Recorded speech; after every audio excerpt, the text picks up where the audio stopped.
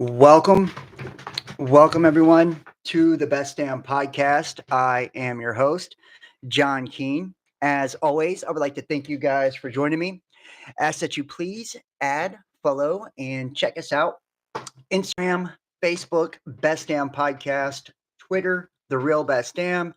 And wherever you're watching this from, wherever you're catching this, please make sure to hit the like, give us a thumbs up, leave a comment, let me know what you think, and share this link. Help me to get it out there. That way, new people can find me. That is the best way to, get the word because they're not suggesting us on a lot of these platforms. Tonight, I have got one hell of a show, and this one is going to be really fun. Actually, tonight we're going to have a good time. We're going to be talking about extraterrestrials. This is part 3 of the end of the simulation series. And, you know, tonight we're going to be talking about, the possible creation of humanity by these entities, whether you believe they come from, another star system, whether you believe they are interdimensional, biological entities. We're going to delve into a lot of different things. We're going to be looking at firsthand accounts, things that have been released, from Roswell and, different government documents pertaining to extraterrestrials and the nature of unidentified flying objects, or as it's now called, unidentified aerial phenomena. And we're going to be looking at non-human entities, and we've got some really cool shit. So we've got a letter from one of the nurses that allegedly was involved in the Roswell incident and actually was taking care of the one sole survivor from the Roswell crash. And she goes into, when we read the letter, you're going to see it. It's amazing. She goes into documenting the questions that the military was asking this alien, and how it communicated with her telepathically, right?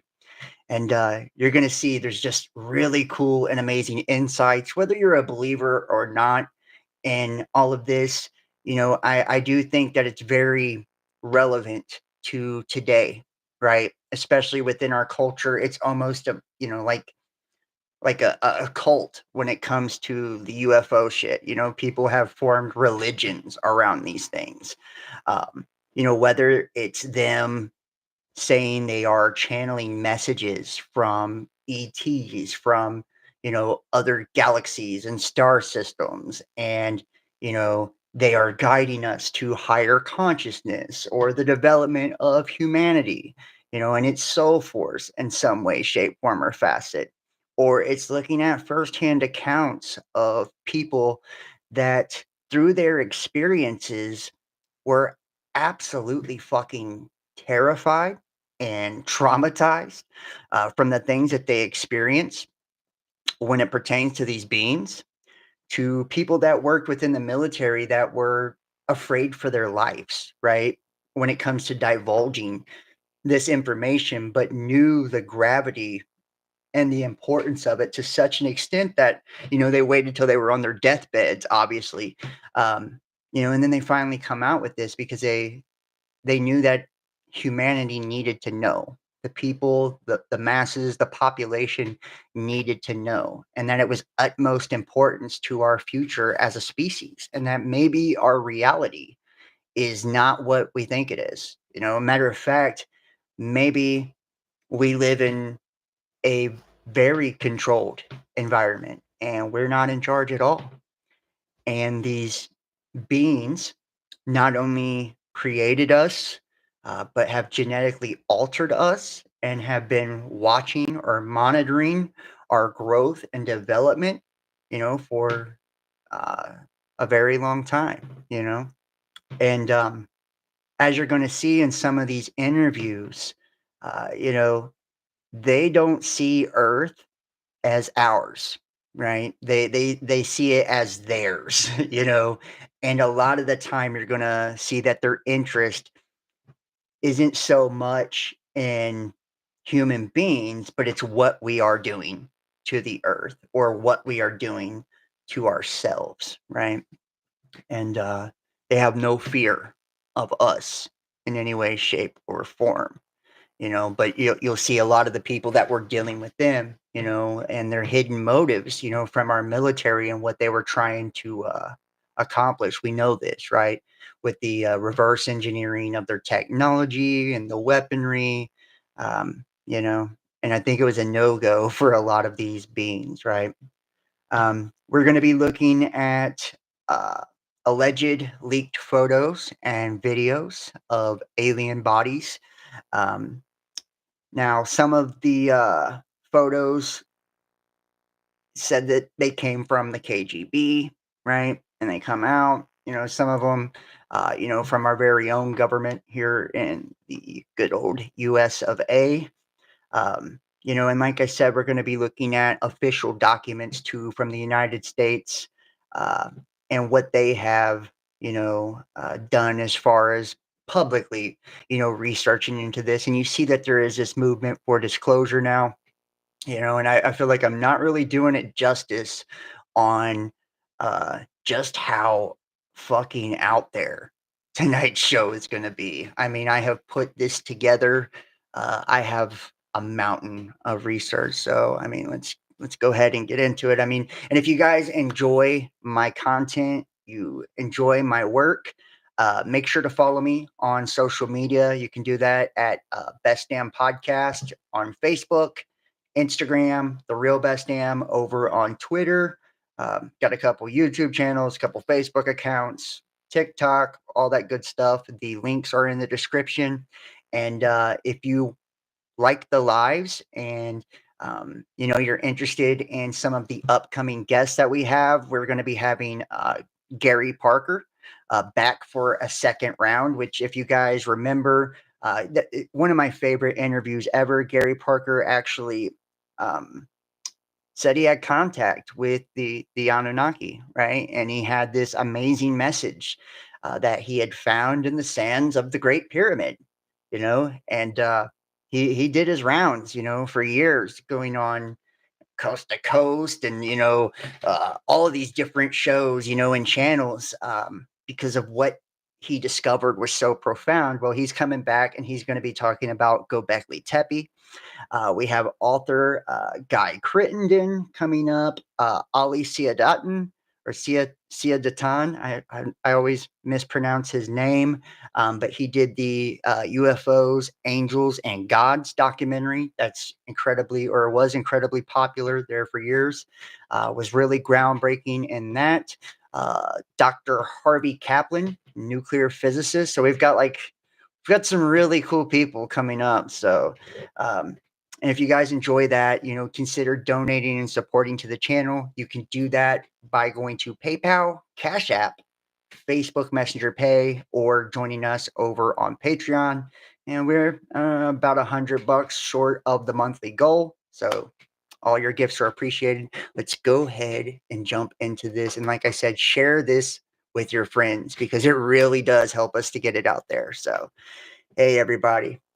Nice to see you. Make sure you're hitting that thumbs up too if you're in the chat. This one's going to be wild as fuck. I'm serious. It's going to be pretty crazy. This is when I was actually doing the research for this one, uh I was just giddy. I couldn't wait to share it with people. So, we're going to be looking at different alien races and all kinds of shit. So, let's start here. This is 1947 Roswell AI interview or alien interview, excuse me, alien interview. And this is Matilda O'Donnell McElroy, right? And uh, this author, you know, who wrote these books, got a letter from Miss McElroy, right? And let's see if we can get some of the right here. I'll give you just a little of the background before we jump into the letter. And I'm telling you, this is fucking wild. So, Matilda O'Donnell McElroy, since I have never met Mrs. McElroy in person and spoke with her over the phone only for about, and guys, let me know if the sound is good and the video is good and all that good shit in the chat. That really would help me if you guys could tell me if my sound is good and the audio and video is good. Let me know about that, guys. I would appreciate that if you're in the chat. But here we go. Thank you so much, Jane. I appreciate that. And like I said, hit that thumbs up. That gets more people into the chat. So here we go. The biographical information. Since I have never met Mrs. McElroy in person and spoke with her over the phone only once for about 20 minutes, I cannot vouch personally for her as a credible source of information. In fact, I cannot factually substantiate that such a person actually existed, except that I did speak with her on the phone and I received a handwritten material in the mail, which was sent from a physical address in Ireland. When I spoke to her on the phone in 1998, I was living in Florida. At the time of our brief phone interview, Mrs. McElroy lived on Scotty Pride Drive in Glasgow, Montana. I knew this because I mailed a copy of my book, The Oz Factors, to her as a gift after it was published in 99. I'm sure she received the book because she refers to it by name in the letter I received from Ireland and says that she read it. I did a little research on the internet about Glasgow, Montana for my own interest, and Glasgow was founded in 1887 as a railroad town that became popular during the 1930s because President FDR requested that Fort Peck Dam be constructed there, which became a huge source of employment for the Glasgow area. In the 60s, the population flourished up to 12,000, and because of Glasgow Air Force Base, which was used during the Vietnam conflict and the earlier part of the Cold War. The base was deactivated and closed in 1969. When I talked to Mrs. McElroy on the phone, she mentioned she had been relocated there by the U.S. Air Force after her service was completed, and that's where she met her husband, who was an engineer. I don't think she mentioned his first name. However, he worked on a building in the Fort Peck Dam, which created the massive Fort Peck Lake. Although the dam was finished in 40, uh, he was a great fisherman and outdoorsman, so he stayed in the area. I gather that the Irish heritage of the place had something to do with it, but didn't pursue the point with her. I contacted her during my research because I was led to believe through a very circuitous line of investigation that this woman was suspected of having been involved with alien contact at Area 51 or the Roswell crash site or something similar. Now, we're going to go ahead and skip to the letter, right? She was in the Air Force. She's a nurse. Um, and she allegedly was not just a witness to the Roswell crash and all of that, she actually administered aid to the one surviving extraterrestrial. So here is the letter. And this is fucking mind blowing. I'm telling you, this is great. August 12th, 2007. Dear Lawrence, I'm typing this letter to you on my old Underwood typewriter that I bought after I was discharged from the Army. Somehow it seems like a fitting contrast to the subject of this letter and the documents you will find enclosed in this envelope. The last time I spoke to you was about 8 years ago. During your brief telephone interview with me, you asked me to assist you with the research for the Oz Factors book you were writing because you suspected that I might know something that would help your investigation into the possibility that extraterrestrial beings may have influenced the history of Earth. When we spoke, I told you that I did not have any information that I could share with you about anything. Since then, I've read your book and found it very interesting and compelling. You are obviously a man who's done his homework and who could understand my own experiences. I've been thinking a lot about your allusion to the old philosopher whom you paraphrased in our phone conversation. With great power comes great responsibility. Although I don't think power is pertinent in my life or to my reasons for sending you the enclosed documents, you certainly did get me thinking about my responsibility.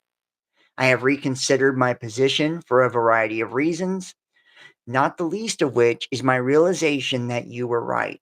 I do have a responsibility to myself, at least.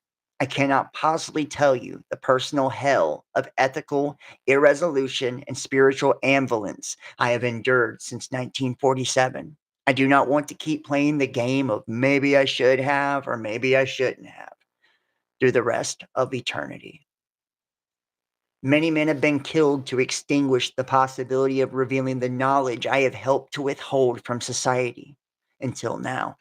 Only a small handful of people on earth have seen and heard what I have had the burden of keeping secret for 60 years. All those years, I thought that I had been entrusted with a great deal of confidence by the powers that be and our government, although I have often felt that power is greatly misguided to protect mankind from the certain knowledge that not only do intelligent extraterrestrial life forms exist, but they have and continue to aggressively monitor and invade the lives of everyone on Earth every day. Therefore, I think the time has come to pass along my secret knowledge to someone I think will understand it. I don't think it would be responsible of me to take the knowledge I have into the silent afterlife, beyond reach or recognition.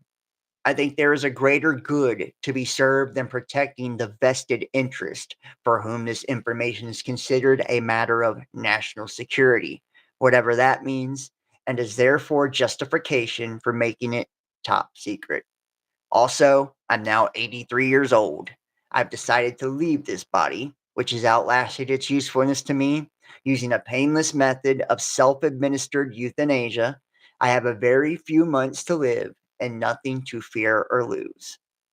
So you got to think, she's basically saying, like, I'm 83. I've already planned my exit strategy here on Earth, right? And I'm taking off, right? I've held this secret to protect the powers that be, you know, um, basically all of my life, and it's such a heavy burden. And once you get into this, which she gets into it in just a second, um, you're gonna see why she held this for such a long time. There is no doubt in my mind that if this lady is legit and she truly did what she says she's done, witnessed what she says she's witnessed, they would have, unalived her ass in a quick second for witnessing. And I'm surprised that they didn't anyways, right? Just to seal up any loose ends. But uh who knows? She is using a pen name and all of that. So as far as like the credibility goes, I'm gonna leave that to you. And I do want to ask everybody, and this is just something we do on this channel and always have. It's like keep an open mind, right? Don't go into this, with a preconceived notion about shit, right? Let your mind be open to the information and see where it takes you. And it's like, if anything, if you think it's bullshit at the end, after you've absorbed it and kind of digested it and critically thought about it all, then so be it, right? But there's something to it that really grabbed me, when I read this, and that's why I want to present it now. So I will not die far from the great mound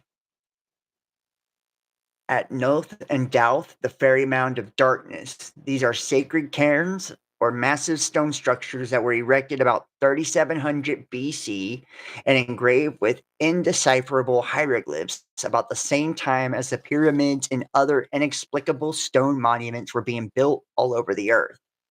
I am also not far from the hill of Tara.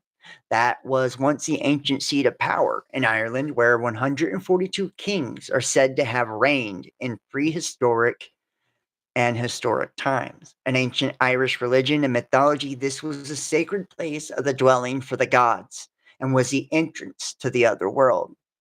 St. Patrick came to Terra to conquer the ancient religion of the pagans. He may have suppressed the religious practices in the area, but he certainly did not have any impact on the gods who brought these civilizations to Earth, as you will discover when you read the documents enclosed. Therefore, this is a fitting location for my departure from this unholy world and final release from the burdens of this life. The crystal clear perspective of hindsight has revealed a higher purpose to me, assisting the survival of the planet, all living beings and life forms in our galaxy. The status quo of our government establishment has been to protect the people from knowledge of such matters. In fact, the only protection afforded by ignorance and secrecy is to hide the private agenda of those in power to enslave others, and by doing so, to disarm every perceived enemy and ally through superstition and stupidity. Therefore, I've enclosed the original and only existing copies of my personal notes and reflections on a matter which I've kept hidden from everyone, even my own family. I've also enclosed my copies of typed transcripts created by the stenographer who transcribed all of my interviews with the alien saucer pilot after each interview was finished. I do not have any copies of the tape recordings that were made of my interview reports. No one until now knows that I was able to secretly retain copies of the official interview transcripts. Now I'm entrusting these documents to your discretion to impart to the world in any form or manner you see fit. Now, we're going to go down to where she actually jumps into this. All right, here we go. As you know, in July 1947, the Roswell Army Airfield issued a press release stating that personnel from the field's 509th Bomb Group had recovered a crashed flying disc from a ranch near Roswell, New Mexico, sparking intense media interest. Later that same day, the commanding general of the 8th Air Force stated that the Major Jesse Marcel, who was involved with the original recovery of the debris, had recovered only the tattered remnants of a weather balloon. The true facts of the incident have been suppressed by the United States government since then. You may not know that I was enlisted in the U.S. Women's Army Air Force Medical Corps, which was a part of the U.S. Army back then. I was assigned to the 509th Bomb Group as a flight nurse at the time of the incident. When the news that there had been a crash was received at the base, I was asked to accompany Mr. Cabot, the counterintelligence officer, to the crash site as the driver of his vehicle, and to render any needed emergency medical assistance to any survivors if necessary. Therefore, I briefly witnessed the wreckage of an alien spacecraft, as well as the remains of the several alien personnel aboard the craft who were already dead. And we are also tonight to just, besides the images and videos of the leaked alien bodies, we are also going to look at leaked documents of microbiologists that are talking about extraterrestrial biological organisms and their biology. So I'm telling you, this one's going to be cool. So stick with me. None of the other personnel present could communicate with the survivor, as the being did not communicate verbally or by any recognizable signs. However, while I examined the patient for injuries, I immediately detected and understood that the alien being was attempting to communicate with me by mental images or telepathic thought, which projected directly from the mind of the being. I immediately reported this phenomenon to Mr. Cabot, as no other person present could perceive these thoughts, and the alien seemed able and willing to communicate with me. It was decided after a brief consultation with a senior officer that I would accompany the surviving alien back to the base. Now, this was partly due to the fact that I was a nurse and, well, could attend to the physical needs of the alien as well as serve as a non threatening communicator and companion. After all, I was the only woman at the site and the only one who was not armed. I was thereafter assigned permanently to serve as a companion of the alien at all times. Now, this is where it gets juicy, y'all. This is some good shit. Now, my duty was to communicate with and interview the alien. And I will try to drop links to the books and text and all of that good shit uh, in the comment section after the live show is over. And I have posted like the images and stuff like that on Facebook and my social media platforms if you want to go check them out for yourself afterwards. So my duty was to communicate with and interview the alien and to make a complete report of all that I discovered to command authorities. Subsequently, I was supplied with specific list of questions provided to me by military and non-military personnel, which I was to interpret for the alien and record the responses to the questions provided. I also accompany the alien at all times during medical testing and the many other examinations to which the alien was subjected by staff from numerous government agencies. I was given a promotion in rank to senior master sergeant to improve my security rating and to increase my pay grade from $54 a month to $138 a month. Damn, that's a huge fucking jump, especially for back then. Now, for this very unusual assignment, I performed these duties from July 7th through August 1947, at which time the alien died or departed the body, as you will read about in my notes. Now, although I was never left entirely alone with the alien, as there were always military personnel, intelligence agency people, and a variety of other officials present from time to time, I did have uninterrupted access to and communication with the alien being for nearly 6 weeks. Hereinafter is an overview and summary of my personal recollections of conversations with the alien craft pilot, whom I came to know by the identity of Errol. Errol. I wonder, I would almost guarantee that that is some sort of acronym for something, right? Errol. Alien something, whatever, right? If you guys can figure out what the name of the acronym is, put it into the chat or leave it in the comment section. I'm interested to see what you guys can come up with. Now, I feel that it is my duty at this time, in the best interest of the citizens of Earth, to reveal what I've learned from my interaction with Errol. During those 6 weeks on the anniversary of her death or departure 60 years ago, although I served as a nurse in the Army Air Force, I am not a pilot or technician. Further, I did not have any direct contact with the spacecraft or other materials recovered from the crash site at the time or thereafter. To that degree, it must be taken into consideration that my understanding of the communications I had with Errol are based on my own subjective ability to interpret the meaning of the thoughts and mental images I was able to perceive. So you got to think, right? The alien doesn't speak, right? Don't have a language. I don't even know if this motherfucker had a mouth, right? I I I forget. She will describe that here in just a moment. She goes through the list and gives its responses. It gets really great.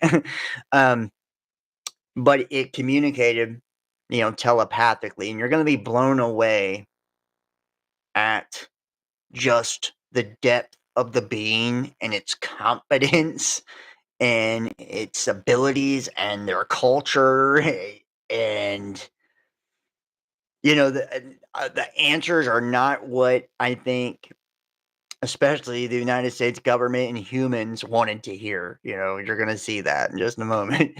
um, but the being did not need food, water, heat, cold, nothing, right?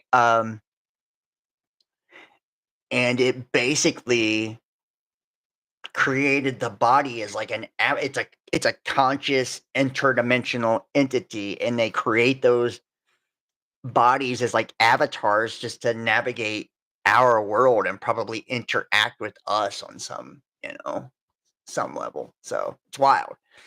Now, our communication did not consist of spoken language in the conventional sense. Indeed, the body of the alien had no mouth through which to speak, which is fucking creepy, right? Um, our communication was by telepathy, At first, I could not understand Errol very clearly. I could perceive images, emotions, and impressions, but it was difficult for me to express these verbally. Once Errol learned the English language, she was able to focus her thoughts more precisely using symbols and meanings of words I could understand. Learning the English language was done as a favor to me. It was more for my own benefit than hers. So you got to imagine, like, um, the telepathy, and in my opinion, and I'll show you. Let's go to the leaked photos. These are the alleged leaked photos of the extraterrestrials, right? Hold on, here we go. And what's strange about here they are, right here. What's strange about these is that they do, and let's pull them up here bigger. Just gonna do the stills. Hold on. Yeah, here they go. Right here. So what you'll see with these, and these are alleged leaked images of grays, right? And as you can tell, and I believe they came from UAP1 on X. So you guys can go look him up, get the source for yourself. Or check out my Twitter account. I did post them there, and I post them here on Facebook, obviously, as well. But these are the alleged leaked photos, and you can see right here the entity does not have a mouth. Right? It does not have a mouth. So this, and in this one, it's weird. Look, this reminds me of the Betty and Barney Hill. You guys remember the hypnotic regression that they did? And Barney Hill was describing the extraterrestrials, right? And he locked eyes with them, in their ship. And maybe we can play that clip. And when he locked eyes with them, they had like a black outfit on or something. You can see in this one, the dude's got a cloak on, right? He's got a cloak on, so let's see if I can just play that little clip right there so you can hear it, like, just to kind of, and we're going to look at, an alien interview and all kinds of stuff. We're going to make all this, kind of come together so we get a real, a real picture of this, right? Here we go. Hold on.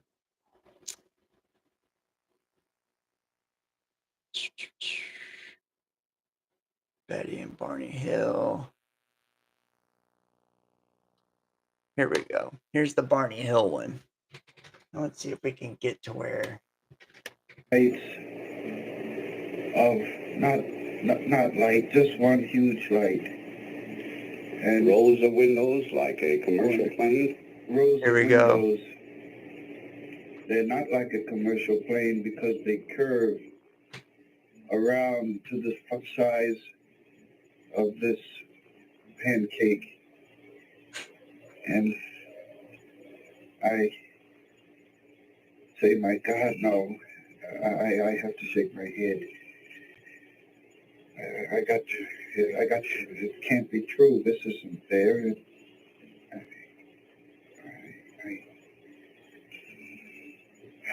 Oh, it's still there. And I look up and down the road. Can't somebody come and tell me this is not there? It can't be. And remember, he's doing a hypnotic regression.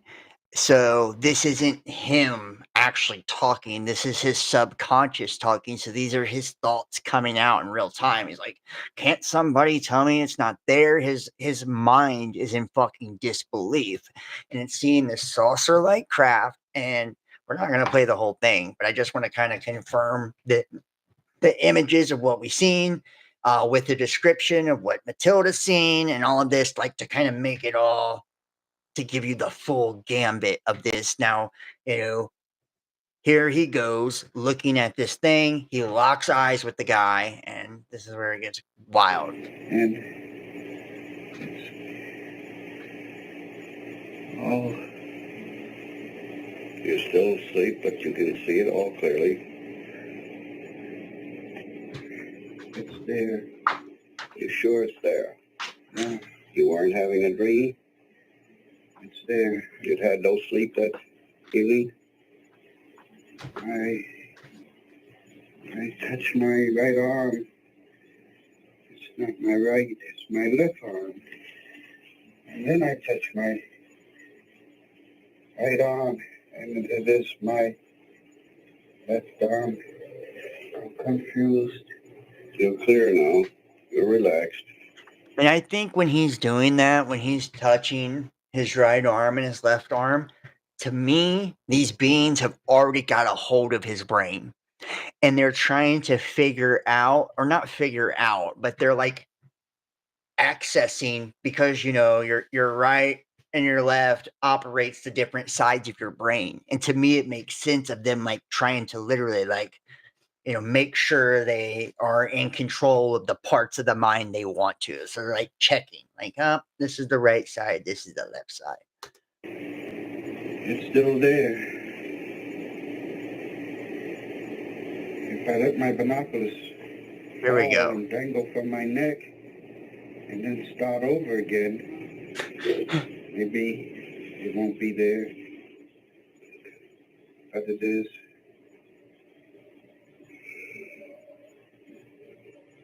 Why? What do they want? What do they want?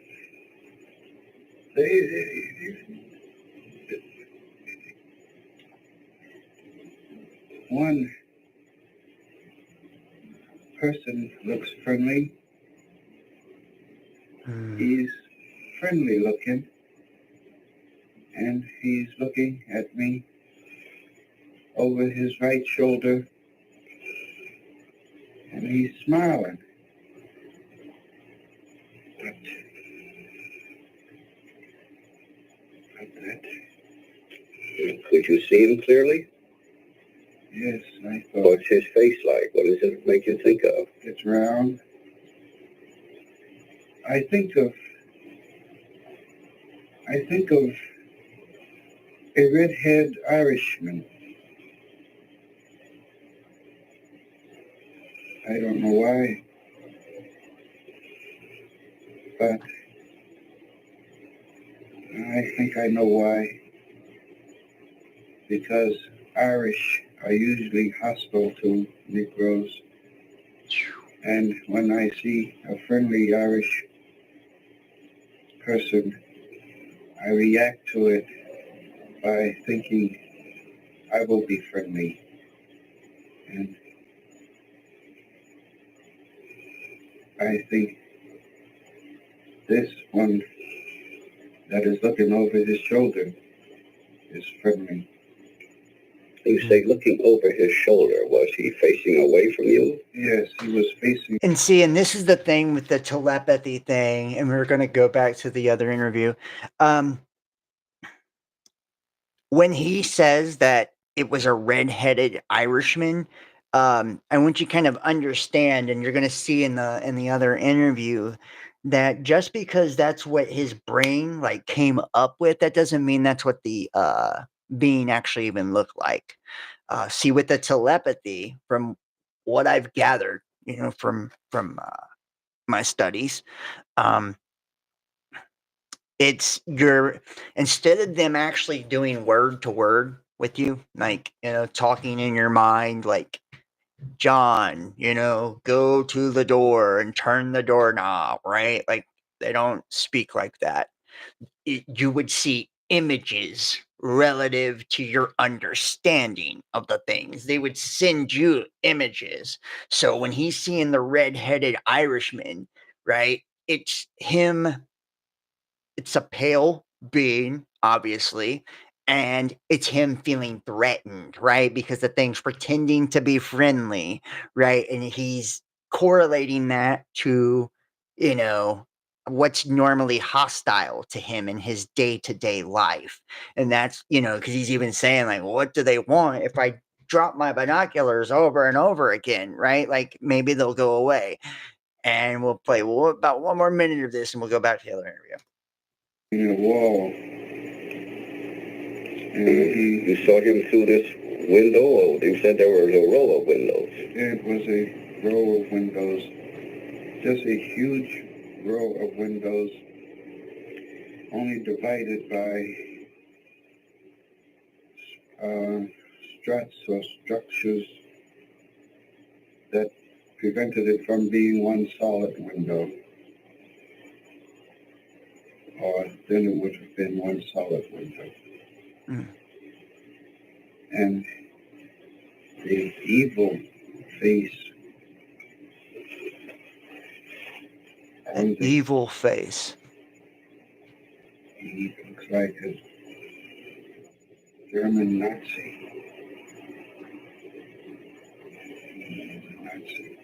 Looks like a German Nazi.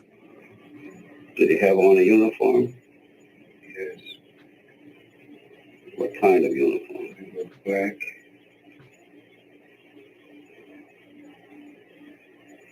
He had a black scarf around his neck, dangling over his left shoulder. You pointed it out as if it were on you. I never noticed that before. He had a black scarf on his neck. How could you see these figures so clearly at that distance? I was looking at him with binoculars. Oh. Mm-hmm. Did they have faces like other people? You say one reminded you of a red-headed Irishman. His eyes were slanted. I see it. Oh, his eyes were slanted. But not like a Chinese. What was Betty doing all this time? I'm not close to her. I don't know. You're out there by yourself now? Yeah. Don't think of her. Is she saying anything? I can't hear her. Did you make any outcry to her, the way you did to me? I can't remember. I don't know. I did not. You would remember it if you did. I did not. That I know this creature, this leader is telling me something. He's telling you something. How? How is he getting it to you? I can see it in his face. Do you see his lips move? Yes. No, his lips aren't moving. Yes, go on. He's telling you. And he's looking at me. What did he tell you?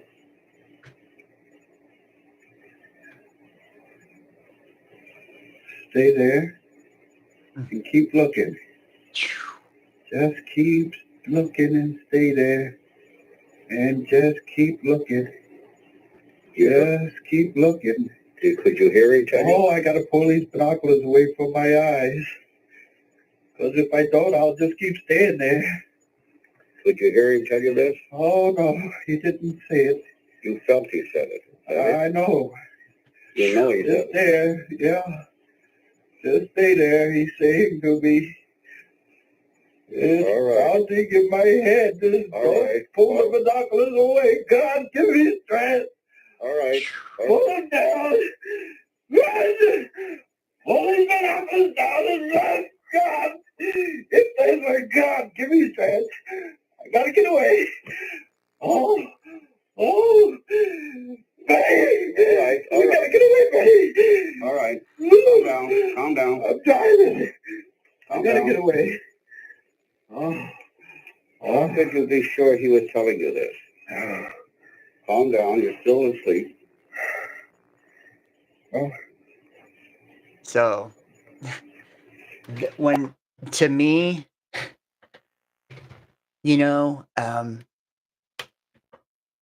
when people, and you're going to see too, when it starts to get into the questions, these fucking things, man, I don't think they're good. I'm just going to be totally honest with you. I had an experience myself years and years ago.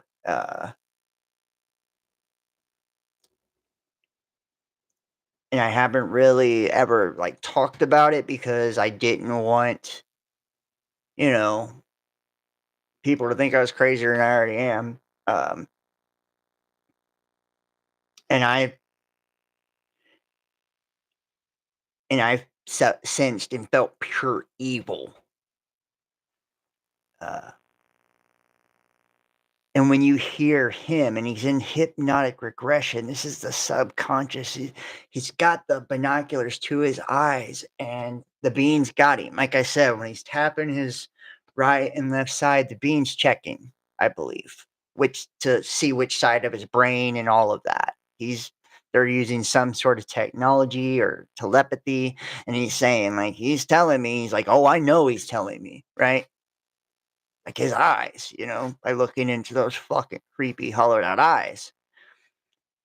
And then you see these images, right? He's talking about it's wearing some fucking black Nazi gear, and you see the cloak on the other one. She's talking about it has no mouth, right? And I'm not saying these images are legit. And it just recently came out, but I am saying they're crazy, right? Because they do seem to substantiate a couple different experiences, and he was terrified. God, give me the strength. He couldn't pull the binoculars down. He's like, he wanted to run. He was terrified. And things like, just keep looking. Just keep looking. As they snatched his ass up. Right? So, and that's deep, deep ass trauma. Right? Like, you walk away from those experiences not knowing what in the fuck just happened. You don't. You're like, you're questioning reality. You're questioning everything because it's impossible in your mind for this to happen, and the power they wield over us. Uh,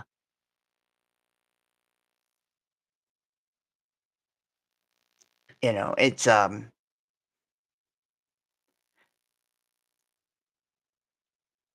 it is the most helpless feeling that you will ever feel in your life. You know, and then you hear these people uh, that talk about these channeled messages, and it's like, God damn, it's like you idiot. You have no idea what you're talking about. No idea. It's like these people are just making shit up, and maybe they are channeling something. Um, but I believe they are being incredibly deceived. You know, it's like allowing these entities access to us, and then you know, regurgitating and pushing their message on everybody. And it's like trying to condition all of us that they're here to help us and all of this. And it's like anybody who's had a real fucking experience was terrified. Terrified. And when they looked into these beings' eyes, they seen pure evil. They abduct us. They don't ask us to come on the ship kindly, politely. They abduct us and paralyze us to where we can't move. We can't think. We can't do anything but what they say, and they do fucking psychotic experiments on us and torture us, wipe our memory, and throw us back on Earth. It's like Bob Lazar when he was talking about, this secret religion that the ETs have, and that they just call us vessels, right? We're just energy vessels. Now back to the interview. I want to, I'm trying to weave it all together here. So by the end of our interview sessions, increasingly since then, I have become more comfortable with telepathic communication. Remember, telepathy is the images, right? It's not words. So I have become more adept to understanding Errol's thoughts as though they are my own. Somehow her thoughts become my thoughts. Her emotions are my emotions. However, this is limited by her willingness and intention to share her own personal universe with me. She is able to be selective about what communication I am allowed to receive from her. Likewise, her experience, training, education, and relationships and purposes are uniquely her own. This is the symbol of the domain. And you're going to see, um, looks kind of like Star Trek or something, but you're going to see like the domain. So the domain is a race or civilization of which Errol, the alien I interviewed, is an officer, pilot, and engineer serving in the domain expeditionary force. The symbol represents the origin and unlimited boundary of the known universe, united and integrated into a vast civilization under the control of the domain. And you know what it makes me think of? The domain? Principalities, powers, and dominions, right? And domains, right? Demons. Domain, demons. Legion. Please accept this material and make it known to as many people as possible. Oh, sorry about that. Arrow is currently stationed at a base in the asteroid belt, which she refers as a space station in the solar system of Earth. First and foremost, Arrow is herself. Secondarily, she voluntarily serves as an officer, pilot, and engineer in the domain expeditionary force. In that capacity, she has duties and responsibilities, but she is at leave to come and go as she pleases also. Please accept this material and make it known to as many people as possible. I repeat that it is not my intention to endanger your life with the possession of this material, nor do I really expect you to believe any of it either. However, I do sense that you can appreciate the value that such knowledge may have to those who are willing and able to face the reality of it. Mankind needs to know the answers to questions which are contained in these documents. Who are we? Where do we come from? What is our purpose on Earth? Is mankind alone in the universe? And if there is intelligent life elsewhere, why have they not contacted us? It is vital that people understand the devastating consequences to our spiritual and physical survival if we fail to take effective action to undo the long standing and pervasive effects of alien intervention on Earth. In this part right here, right? She talks about how nice this fucking alien is, right? How close and how cool she is with it, right? They're homies. And then she drops this, right? This domain, and watch when they get into it, right? This alien is like, nah, we're running shit. It's vital that people understand the devastating consequences to our spiritual and physical survival if we fail to take effective action to undo the long-standing and pervasive effects of alien intervention on Earth. That means she believed they fucked us up, right? Their genetic alterations, they have enslaved us. We are spiritual and physical slaves, cattle to them, right? To me, and when you see as we go deeper, she talks about, she basically calls herself a watcher, right? And we know who the watchers are, right? The ones who intervened when they weren't supposed to. They're the fallen. Now, perhaps the information in these documents will serve as a stepping stone to a better future for mankind. I hope that you can be more clever, creative, and courageous in the distribution of this information than I have been. May the gods bless you and keep you. Mrs. Matilda O'Donnell McElroy, Senior Master Sergeant, Women's Army Air Force Medical Corps, retired. Now, here's the interview with the alien. This is when it gets really great. And, before we dive into this piece of it, like I said, keep an open mind. Okay, see, I have really, truly, genuinely believed that the alien shit was a big deception. I have. I believed it wholeheartedly until recently, you know. Um, and it's not that I don't believe entities exist. I just don't believe in the concept that we're given through the mainstream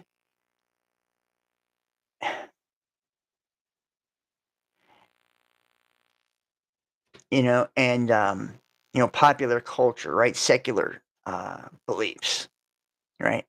I believe we don't. They're not coming from fucking far out galaxies and shit like that. Like they're probably right from here. They probably built here. They're probably the ones who altered our telomeres, blinded us through our senses and everything. Um, and I believe they harvest us for our soul force, our energy, loosh, whatever you want to call it. I believe they are parasitic entities. When it talks about the Anunnaki, which those from the heavens came, and we will look at some religious texts and all that. I can't. I always got to hit my ancient texts. I've got about 1 billion to dive into tonight. This is going to be a long one. What you will notice is that they made us as a slave race to mine gold, and I've talked about this a lot on the channel.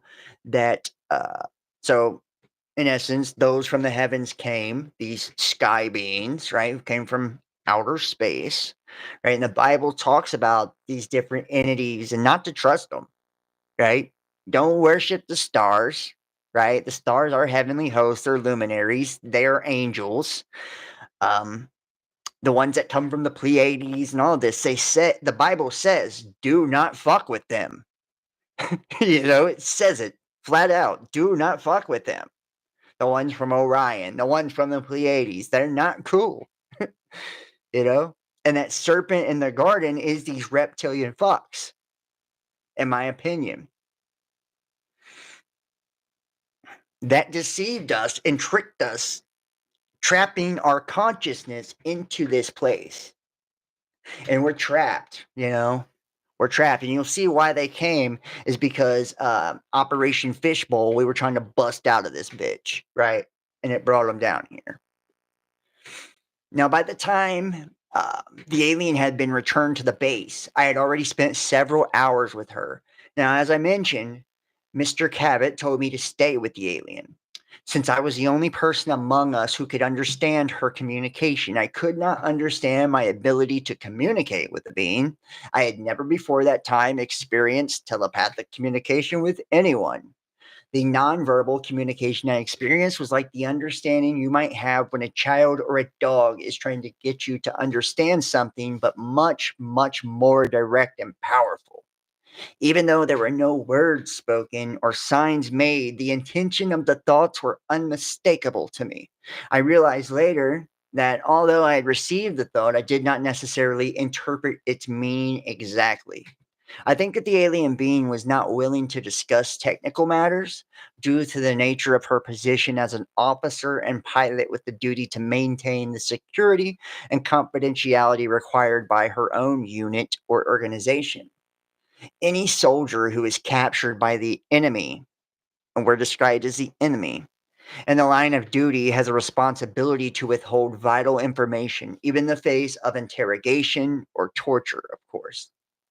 But in spite of that, I have always felt that the alien being was not really trying to hide anything from me. I just never got that feeling. Her communication was always seemed honest and sincere to me. But I suppose you could never know for sure. I definitely feel that I shared a unique bond with the alien. It was a kind of trust or empathy that you have with a patient or a child. I think this is because the alien could understand that I was really interested in her and had no harmful intention, nor would I allow any harm to come to her if I could prevent it. This was true too. I refer to the alien as her. Actually, the being was not sexual in any way, either physiologically or psychologically. She did have a rather strong feminine presence and demeanor. However, in terms of physiology, the being was asexual and had no internal or external reproductive organs. Her body was more like the body of a doll or robot. There were no internal organs, as the body was not constructed of biological cells. It did have a kind of circuit system or electrical nervous system that ran throughout the body, but I could not understand how it worked. Now, this kind of really, it gets, my antennas up when it talks about this, circuit tree within the body, right? Their nervous system is like a circuit system.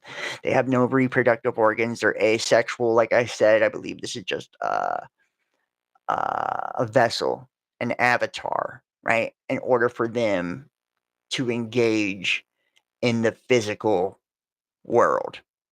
And the way they describe it in here as we go through, she says that she literally, this entity, which she refers to as feminine, uh, but it's not a girl, it's just divine feminine, actually, right? Um, that,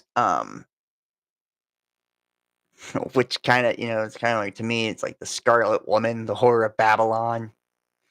Maybe I'm wrong, but we'll see. Um, but anyways,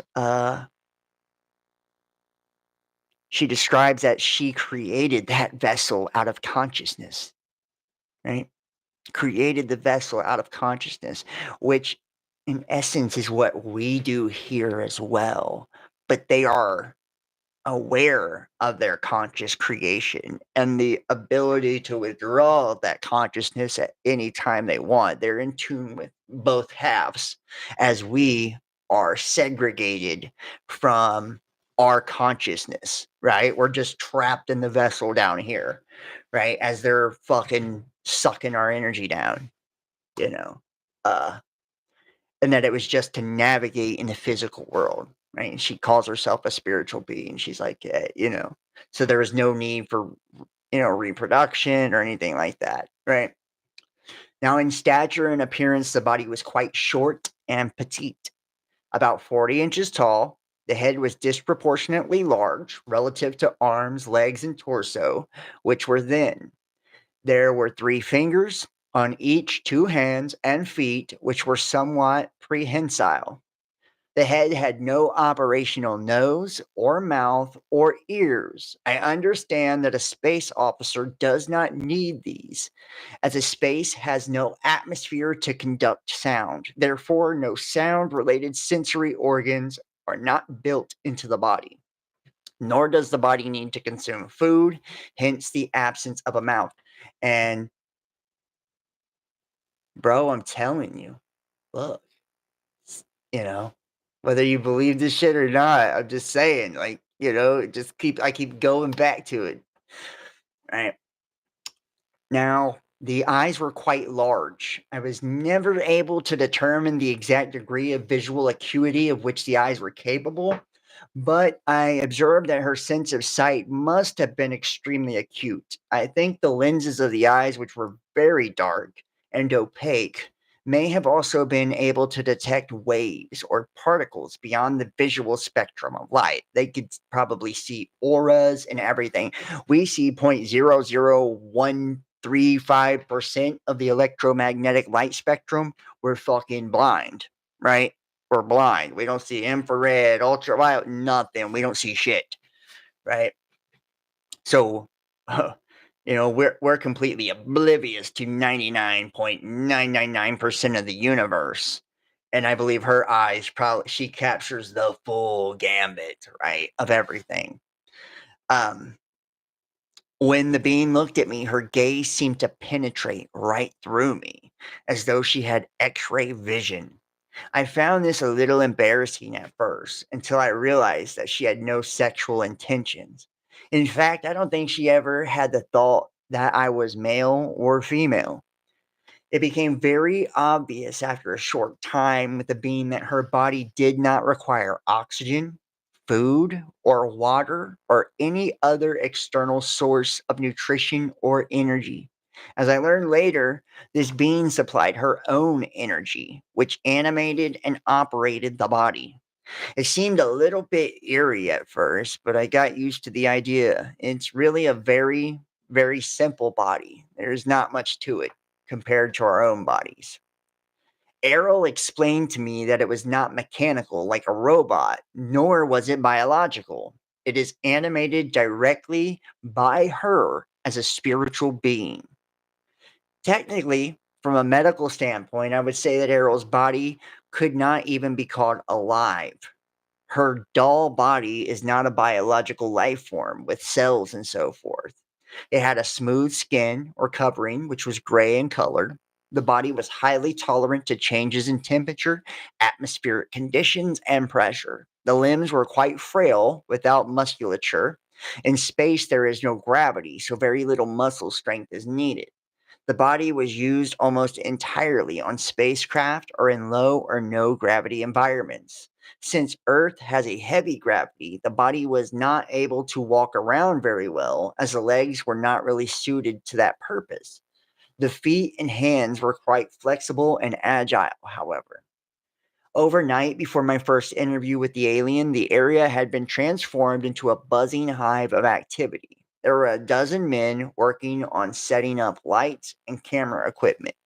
A motion picture camera and microphone and a tape recorder was there also to set up in the interview room. I don't understand why a microphone was needed since there was no verbal communication possible with the alien.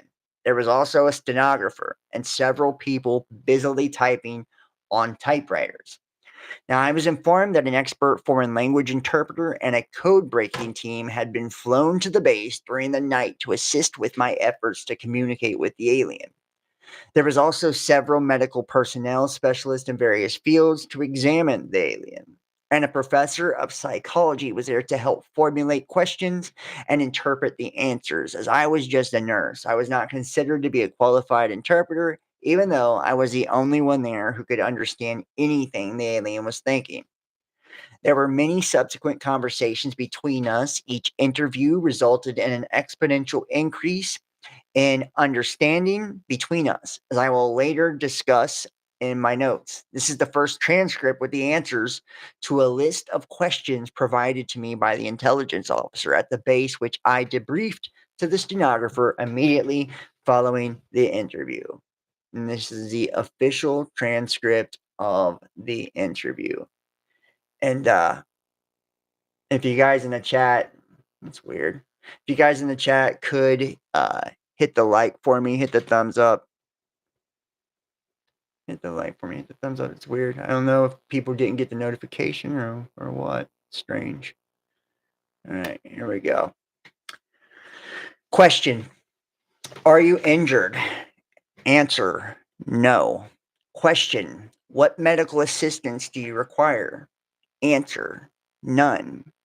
Question: Do you need food or water or other sustenance? Answer: No.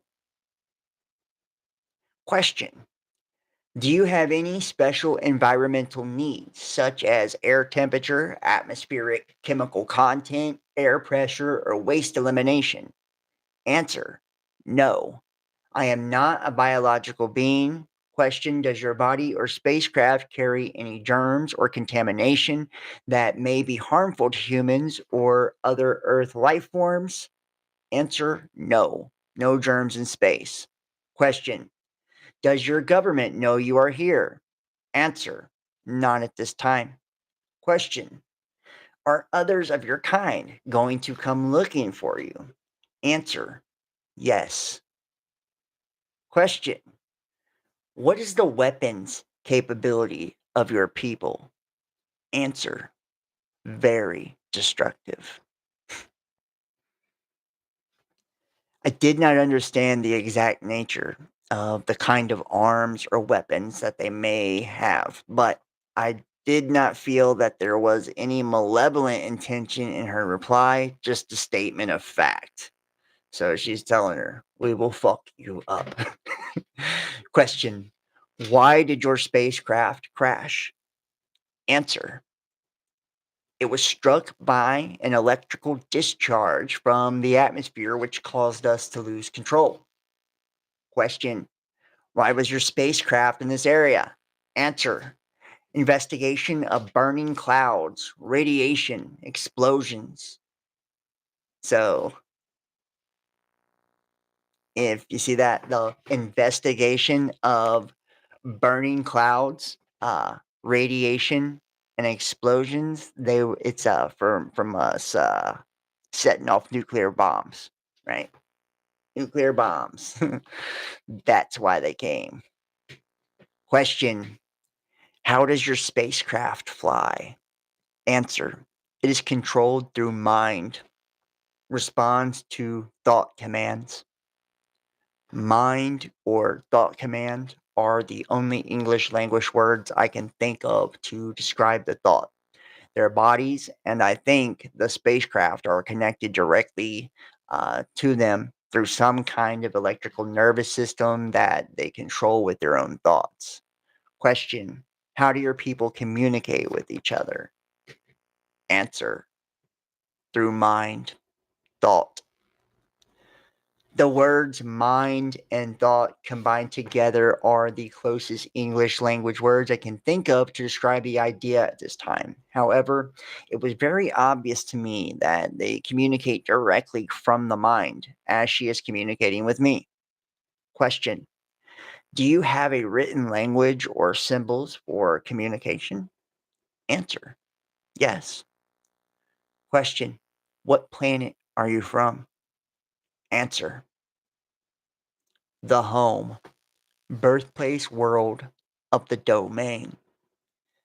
Since I am not an astronomer, I have no way of thinking in terms of the stars, galaxies, constellations, and directions of space. The impression I received was of a planet in the center of a huge cluster of galaxies that is to her like home or birthplace. The word domain is the closest word I can think of to describe her concept. Images and thoughts about where she is from. It could as easily be called the territory or the realm. However, I am sure that it was not just a planet or a solar system or a cluster of stars, but an enormous number of galaxies. Question: Will your government send representatives to meet with our leaders? Answer: No. Question: Ain't that fucking crazy too? It's just like flat out saying, nah, we're not interested in talking to you. You know, like we're not negotiating. We're not having a fucking meet and greet, a sit down, none of that shit, right? Question: What are your intentions concerning Earth? Answer: Preserve, protect property of the domain. Now, this is kind of, where it gets a little wild, dude, right? They're preserving the property of the domain. So, in essence, what does that mean? It means that we are the property of the domain, right? We are the property, you know? Uh, how about that, right? I'm gonna pop out the chat here where I can see what everybody's saying too, by the way.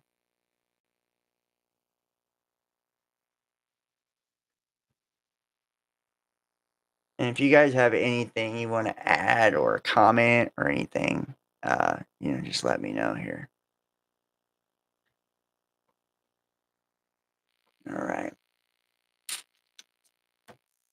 Here we go. Get back to this. Yeah, so she's letting them know, right?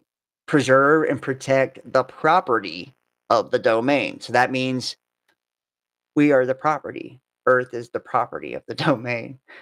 Question: What have you learned about Earth governments and military installations? Answer: Poor, small, destroy planet. Now, this to me kind of fucks me up, right? Because it's like, what did she mean by that, right? Destroy planet. What does she mean by that? Does she mean that our governments are poor, right? And by small, to me, it doesn't, to me, that means like small in stature or morality, right? Like they're not shit, basically. They're saying they're not shit. Uh, and that they run things very poorly. You know, they're small in stature. Um, and does it mean that they are destroying the planet? Like our governments are destroying the planet, or these ETs intend on destroying the planet? Um, that's kind of pretty wild, right?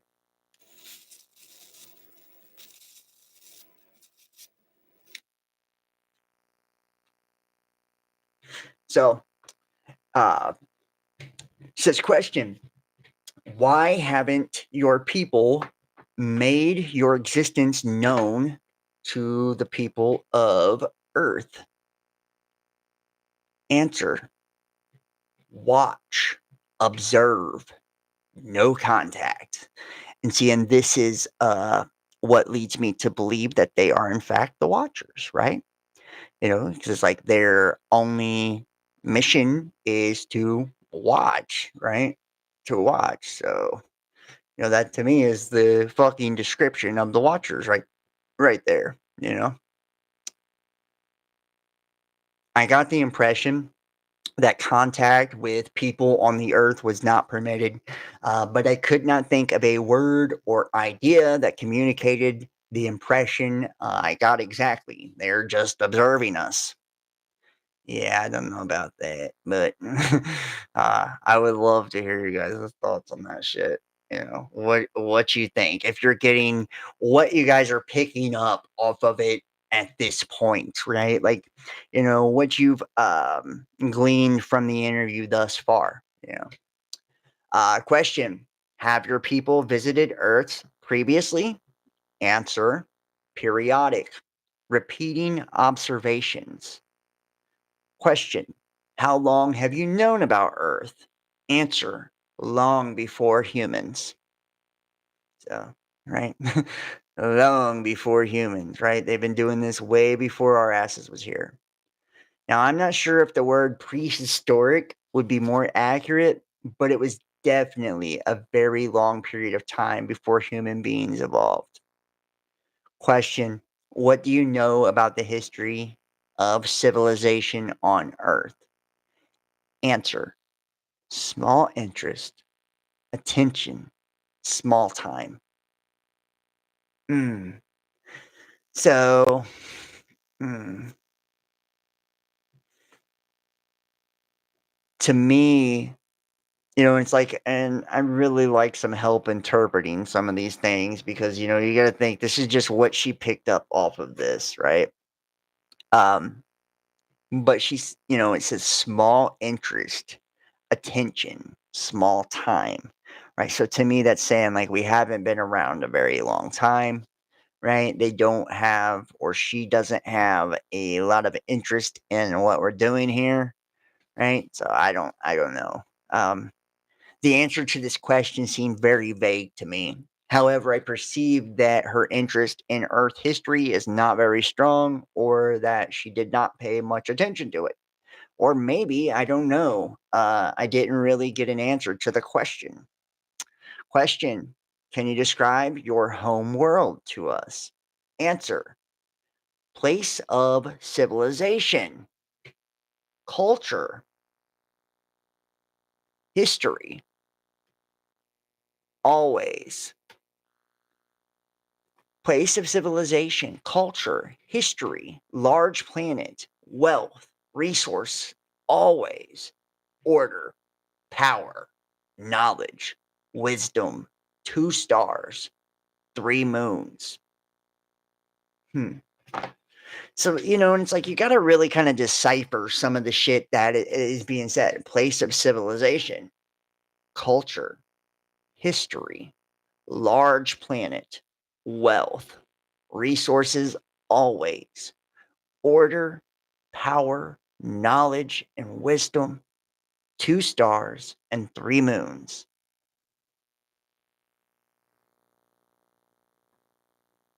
And I believe that the Zeta Reticuli is a binary star system. So, some people believe they are Zetas, the Greys. So, who knows, right?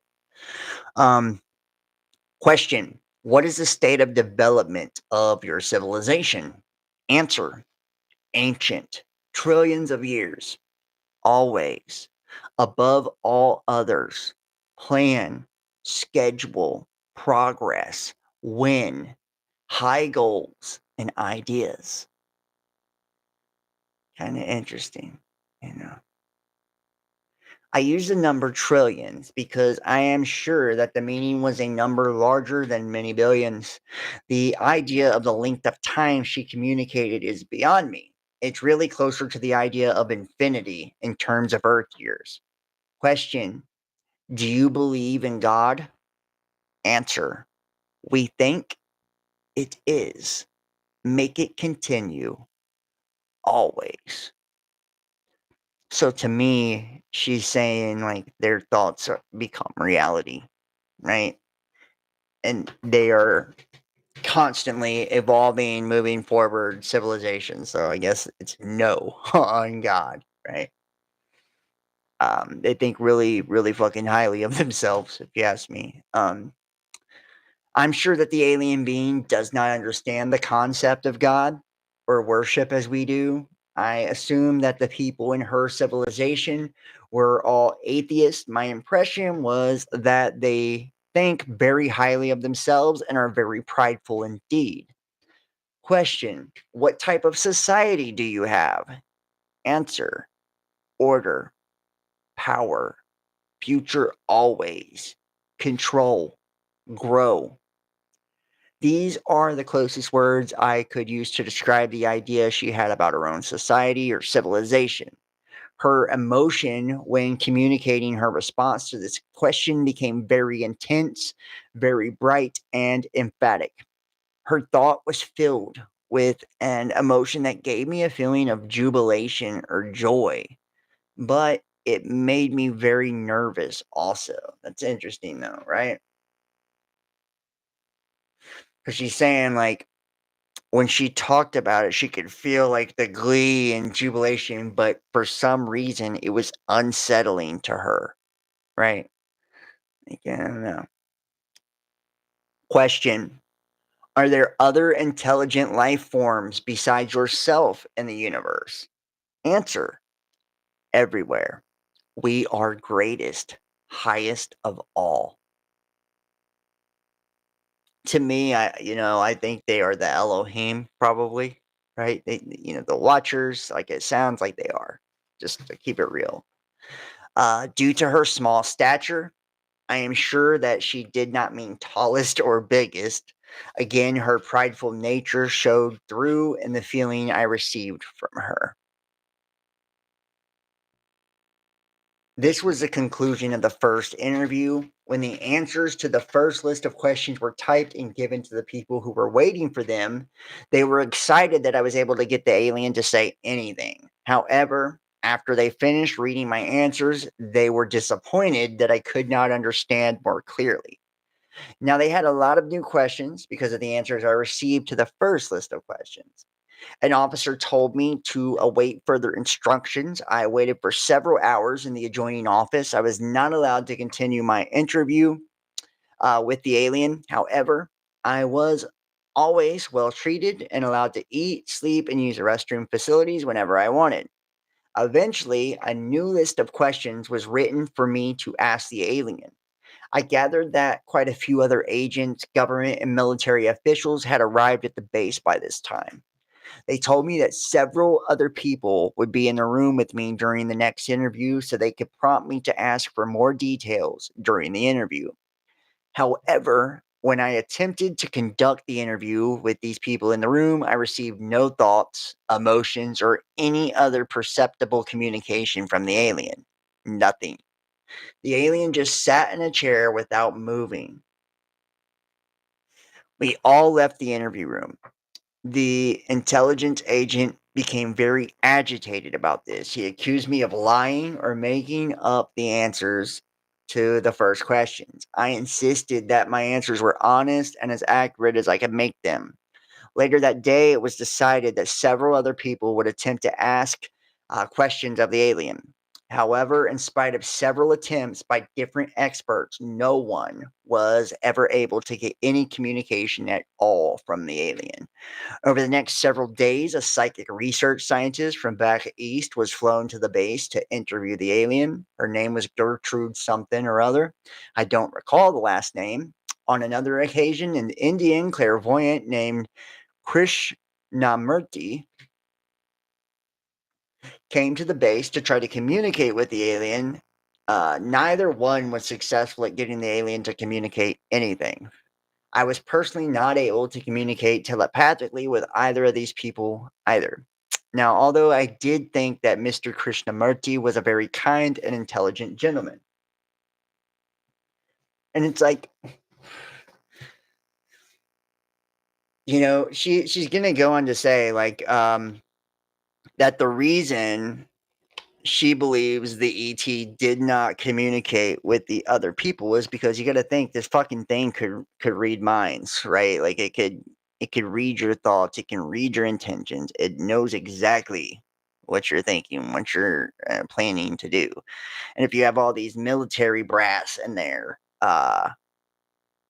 that are thinking of like reverse engineering their technology for weapons and war and, maybe torturing the fucking thing to get answers, like, of course it wasn't going to speak to them. And I hate to say it, but this woman seems very gullible to me. It's like, oh, well, she's bound by duty and all this. It seems like the alien, in my opinion, at this point, I don't know, what you guys think about this, but in my opinion, the demeanor um, of the ET is kind of like humans are beneath them, right? Like they're the greatest, they're the pinnacle of creation. It's like, well, I'm not going to answer your questions, right? I'm not worried about you. My people will be back. And if you fuck up, you know, it's on you type shit. We're not gonna tell you nothing. We're not gonna tell you where we're from. We're not gonna tell you how we work. Who are you? You know, uh, like like we are that insignificant on the food chain to them. It's kind of like um the feeling that I get from this, and it's like I feel like she's given this being way more credit, for its kindness and shit like that. And it's like its honesty too. It's like, well, if this thing can unmask all of your thoughts and read all of your thoughts, you don't think it could be deceptive when it's capable to hide its thoughts, its information, but you're not from it, right? So it can read everything from you. You're an open book. It even had x-ray vision. It can penetrate your very soul, right? But it's got a cloak on. You can't penetrate its soul. You only get what it allows you to get. So um, interesting. Finally, it was decided I should be left with the alien to get answers myself. Where am I at?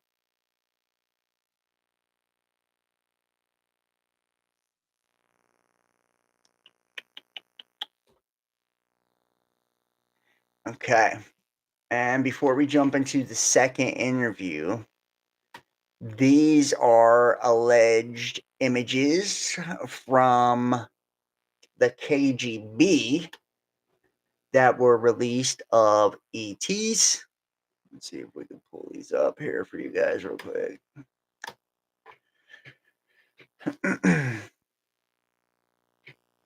Right here. And I just hit 20K on Facebook. So yeah, go check me out there. So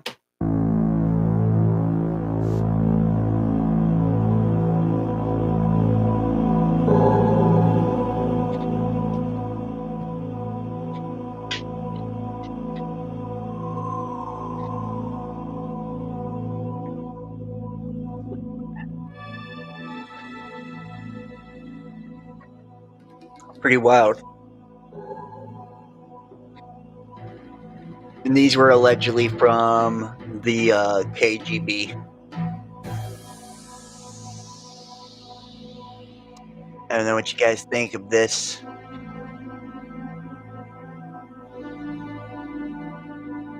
Spooky though. Very spooky.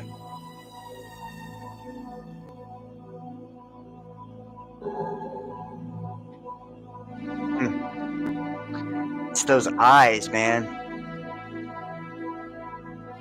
Those eyes.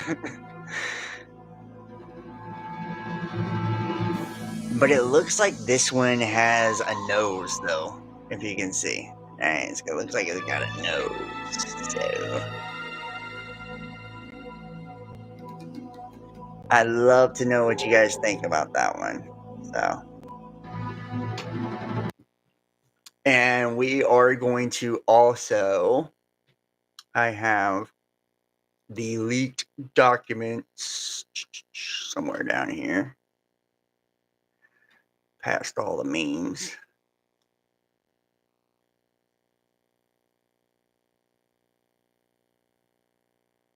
Of the microbiologist that studied the extraterrestrial biological organisms. Here they are. And there's a couple of them that I have. One, I'm not sure. I mean, this one kind of seems a little bit shitty. So supposedly a NASA worker talking about the technology, and then the other one, is from the late 2000s to the mid 2010s, and this is on Reddit.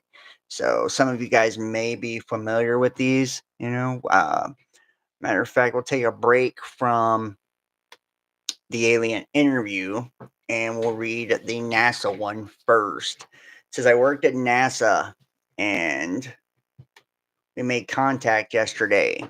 I can't tell you who I am.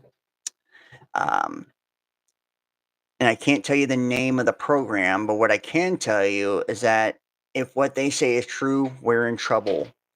Now, we didn't make contact in the way you think we would. We didn't beam out an episode of The Office towards Andromeda and hear back from alien critics, and we definitely didn't meet them face to face. We found another way to communicate. We've been working on this technology for a while. Let me see if I can pull up images. Hold on, guys. I have the images somewhere else.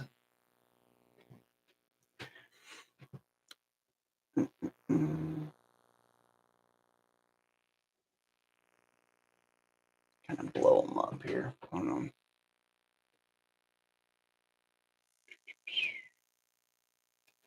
All right, here we go.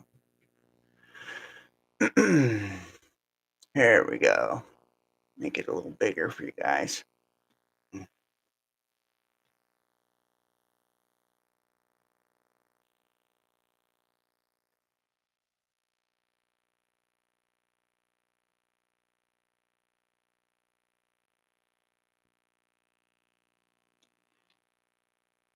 Now, these are just kind of interesting. I thought, why not, right?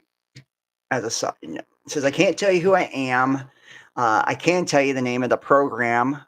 I can't tell you the name of the program, but what I can tell you is that if what they say is true, we're in trouble. Now, we didn't make contact the way you think we would. We didn't beam out an episode of The Office towards Andromeda and hear back from alien critics. And we definitely didn't meet them face to face. We found another way to communicate, something apparently ancient humans had figured out as well. There are countless dilapidated ancient structures. Oops. Countless dilapidated ancient structures around the world, and some of them, not all, but some were communication arrays. At least a handful on each continent. I'm sure you'll be able to think of a few after I describe what we did. And if you think about this, and this is what fucking really kind of gets me too. I don't know why it's not letting me switch photos here.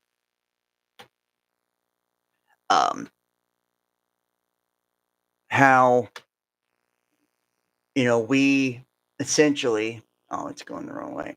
So, uh, if we look at like the ancient pyramids, Göbekli Tepe, the pyramids of Giza, all of these ancient monolithic structures all across the globe, what myself and a million other people have been discovering is that they resemble like motherboards, right? And circuitry, you know. Not only were they more than likely capable uh, through sound frequency of levitation and things of that nature, but harnessing plasma, uh, different energies. They were covered in copper and different conduits for the harnessing of the ethers and the energies there, like I said, the amplification of sound and acoustics. Um, a lot of these ancient structures, I've even talked about this, how the vimanas and all of this, those the tips of the vimanas went into the radar for the stealth bombers and shit. So these things are tech technological, right? And a lot of them appear to be created, for giants, which we know, the Nephilim and all of this. Um, and then it kind of makes me think of, this extraterrestrial and having this circuitry, right? This vessel or avatar that was a conduit for energy. Didn't need to eat, sleep, drink, nothing. But it harnessed electricity or energy or the ether to operate, and it was created through the consciousness of the entities, right? And, you think about a large civilization that was all harnessing, right?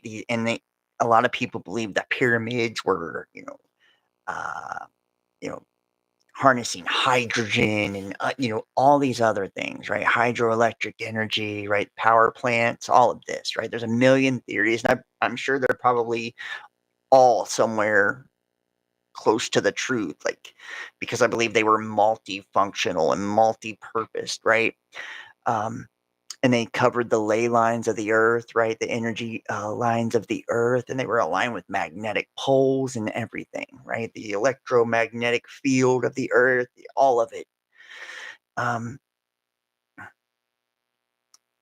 and something happened, that seems to like have turned a lot of them to stone. I don't know if all of them were actually stone. I believe that some sort of cataclysm has fossilized these fucking things, and it doesn't take millions of years like we used to think it did, right? Like fossilization can happen very quick, right? Decades even, right? It don't take a long time at all, and especially if you have some sort of tremendous heat or other things like that happen on the earth, and you think about the accounts of the deluge and Sodom and Gomorrah, right? And all of these different Joshua's long day, right? The day the earth stood still, and fucking all of this, man. There's millions of biblical and ancient texts that have these accounts of catastrophic events, right? The Younger Dryas, right? People are finding out all of these different things that have happened to the earth.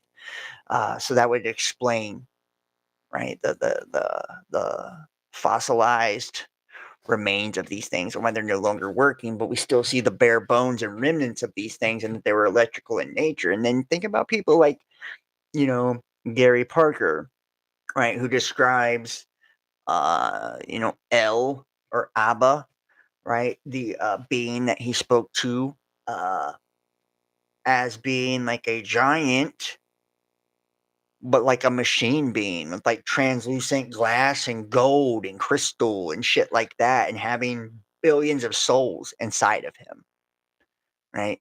Like billions of souls inside of him. And that powers them, and you think about ancient Hebrew and the languages and all of it and how it all seems to kind of correlate to this AI God. And we'll get into this, with like Ahriman and all of these different technological gods, right? These destroyer gods, these, Satan variations. Um, and it feels like, and if you think about like where, the governments of the world, a lot of people believe they've gotten their technology from, right? Back with Eisenhower and all of that through the military industrial complex and all of it. It appears as if they've set our asses up, right? By giving us technology to help harvest our asses, and if you think about why disclosure is such a big deal, right? Why it's such a big deal and why they don't want anybody to know anything about it. And they talked about how it would actually destroy the fabric of society. To me, it makes a lot of sense because if we found that we were food, we were a farm here, right? We lived in like a terrarium, a natural habitat, but an artificial habitat, right? That was made to look natural, like a fish tank, and that we were insignificant in the scale of things. And we were just a slave race engineered specifically to eat, like cattle. It would destroy the world. People would go ape shit. And if we had no control, no escape, no nothing from these beings, right? And think about, the abduction encounters and all of this, right? The way that they move technologically in their chariots or vehicles.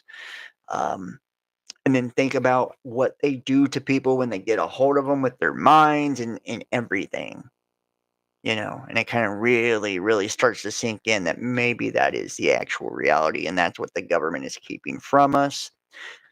And disclosure isn't even up to the government. Um, like they don't get to decide when we know that these ETs actually run the governments of the world, and they decide when we know. And because the universe is built off of free will, right?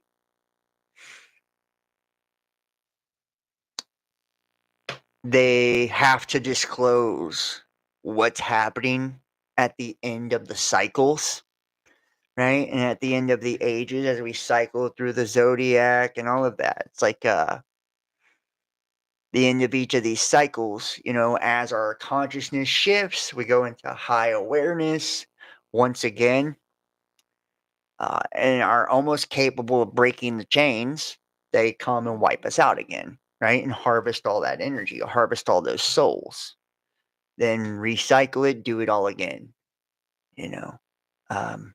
Don't get a say in that. They decide, right? And they leak it out a little bit at a time because it's that devastating to us when we find it out again, right?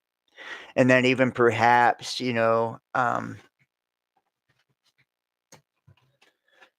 personally, I don't think they would look like these. Well, hey, I don't know. I don't know. It's a good thought. I mean, I don't know. Uh, Personally, I don't know. I know what I've seen, and they didn't look like um, either one of those from my experience. So the grays were like the typical grays, but they were as tall as men that I've seen. And they had like the smaller ones, but they were more beige brownish color, and they were really, really short, and they were like worker bees, like the 3 foot tall ones, the 40-inch tall ones. Um, so, and maybe one day I'll talk about my encounter and all of that, you know, and do a video on that if people are even interested. But um, and so many people are full of shit. That's why I've never really wanted to share that. It's like too many. Um, but I do believe that they decide how it's rolled out. And you got to think like, imagine piece by piece, and then we find out that the fucking sky. And I was just thinking this earlier today, and you guys correct me if I'm wrong, what you think about this, but I can remember as a child our world being different, if that makes sense. And I know this sounds fucking crazy, but I remember like a golden yellow sun. I remember like a real deep blue sky, puffy clouds, and just it was different. It was different. It felt real and genuine and natural. It had a purity to the world. And not just because I was a kid, right? But something has changed over the last decade or so. Like something has changed. And to me, things feel synthetic or artificial. And when I look at the sky, it doesn't look real anymore. It looks dingy and synthetic and dark, and the clouds don't look real. And it's like I'm expecting a fucking computer screen to be behind it all. And it's like I was even wondering if like, did we actually wipe ourselves out? With CERN, the Large Hadron Collider. Hurricane Tube says, I agree, bro. Yeah, right. See, so I mean, at least I'm not the only one who thinks this shit, And it's like, did we wipe ourselves out?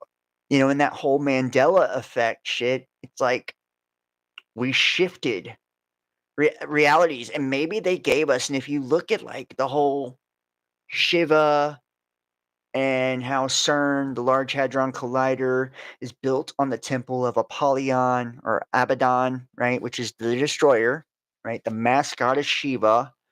Um, the logo is 666, right? The opening of the portal, they was doing the Lucifer shit and all of it, right? It's satanic as a motherfucker. But we see ancient depictions of things that look similar to the Large Hadron Collider. And we think about the Atlanteans, and their fall. And I believe it was a fall in consciousness. They destroyed themselves through technology, you know? And these resets appear to happen very often, actually. You look at like the Tartarians and all of this shit. And whether you think they were legit or not, there was a period in time where it looks like we were way more it looks like we're regressing, not progressing. We're regressing, right? Um BDP2 anymore? Yeah, I still have BDP2.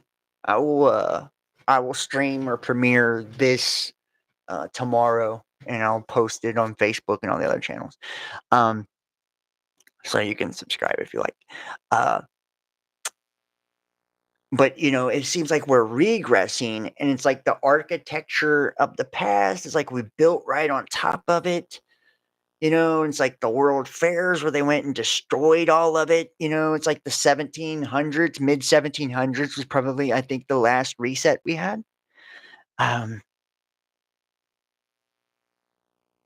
and then it's the industrial revolution with combustion engines and all of this. It's like a dirty technology, like the 5G and shit. It's like a dirty frequency. It's not the same, you know? It's not the same as what like the Tartarian shit, the pure energy of the past, right? That they were harnessing with pyramids and all of these things. It's like these might be AI technological beings. And if you look at like Aramon, right, he's a technological Satan, basically, right? And to me, and this might not be popular with some people, he resembles Abraxas, like you're so which we will get into that, but I digress. So back to this here. We've been working on technology for a while. Uh, there has been a long-standing theory that sound has as much a larger part in the universe than just being random vibrations, that the universe is simply a bunch of vibrations and sound. And if you find a way to manipulate those vibrations properly, you could do things that seem impossible. We proved that yesterday by creating an extremely precise echo chamber and playing certain frequencies into it at precisely the right volumes and the exact right timings, and we broke some sort of barrier. Nothing really happened visually, at least. We had run countless tests like this with tiny, minute differences, and this one seemed pretty mundane. There was a slight unnatural thrumming. The glass between us and the echo chamber shook in regular intervals as if we were playing a bass heavy song too loud. The first thing that tipped us off that something was happening was that we turned off the speakers and the thrumming didn't stop. My 3 coworkers and I could feel this thrumming and in outer chest still kind of like being next to a very loud drum. We talked for a moment before we fell silent. There was something else now. It wasn't a voice. It was some sort of intelligent vibration. I can't explain it. It was like a voice was inside my chest, but it wasn't speaking. I could just feel what it was saying. My cohorts and I debated on the exact wording afterwards, but we all agreed on the overall message each time. Like I said, they weren't really talking, so I'll do my best to phrase it in ways that get across what they said, the way that they said it. Whoa, you guys are back, is what I felt in my chest. My colleagues and I stared at each other in utter confusion. One of the spoke up. Hello, he asked for it hesitantly. There was a silence for a moment before the thrumming spoke back. I think I have it set right again. I'll say that again. Hello, I repeated back into the place of the other scientist. Yep, thinking the first human alien conversation was going to go. I wasn't even sure that this was the first contact at this point. Who is this? What is this? I asked loudly into the open air of the control room. I'm not sure if I'm allowed to give you details like who we are, but what this is the ultimate form of communication in our universe. Your ancestors figured it out briefly too, with some quick deduction in how it was wording things. I'm thinking each of us figured out what we were talking to was an alien origin sound around the same time. Where are you from? You have to be close. Hell, with the way we were talking back and forth, they had to be really close. It takes communications to Mars a few minutes to get there, just because that's just as fast as light is. If we're talking this quickly back and forth, they basically had to be on Earth. And see, and this is they're breaking some sound barrier and they're having some communication with some sort of entities. And this makes me think about D-Wave, right? And quantum computation and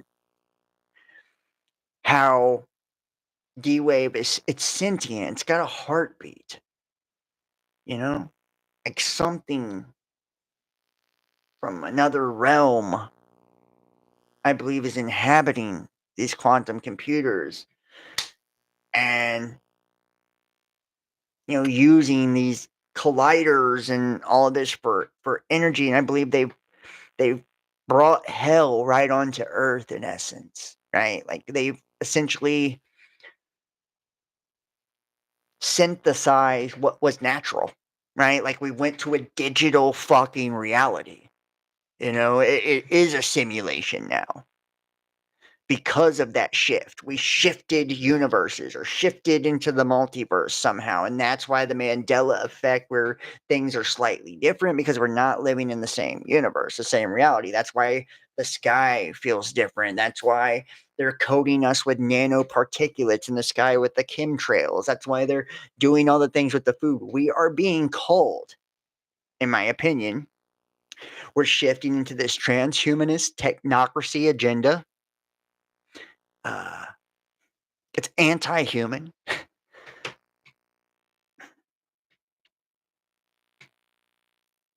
And it feels like, that the bottomless pit has been opened and it's allowed some form of consciousness, some alien form of consciousness, and it has hijacked our entire reality. And I think it spells really bad news for us, on a soul level. Um, and maybe the alien interview lady, that's, what she was kind of talking about. Why she felt so compelled to come out with this information, because it's like she said, our spiritual and physical survival. And if you think about it, it's like, spiritually and physically, yes, this is fucking wild. It's wild. Um, and it makes me think of like the founder of Kindred and D-Wave and what he said. How essentially they won't give a fuck about us.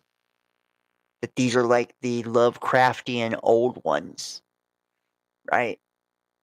Like, and when they come here, they're going to be like a super consciousness, super alien consciousness, and we will be like ants to them, insignificant. And they will run shit, and it won't be in a way that's conducive to us.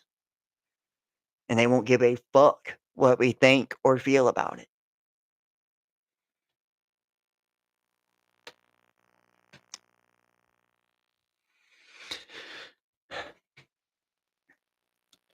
So, I mean, I know that's kind of like a dark, dark way of looking at it. But I mean, it is what it is, right? Like, what can you do?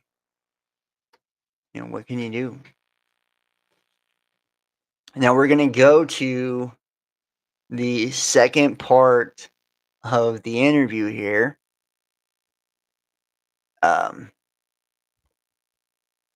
And see the questions.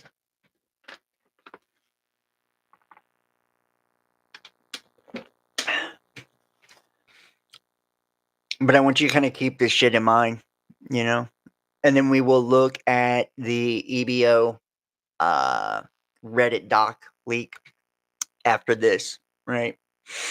And I've got so much. I don't know if we're going to hit all of it tonight. We'll have to probably continue it.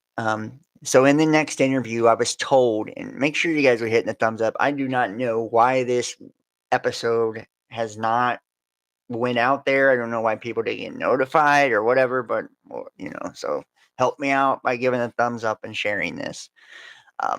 In the next interview, I was told to ask the alien only one question. Official transcript of the U.S. Army Air Force, subject alien interview.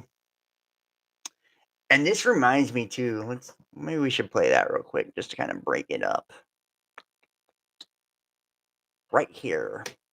You guys may remember this. This came out years ago. Alien interview. But we should play this real quick. Let you get an idea.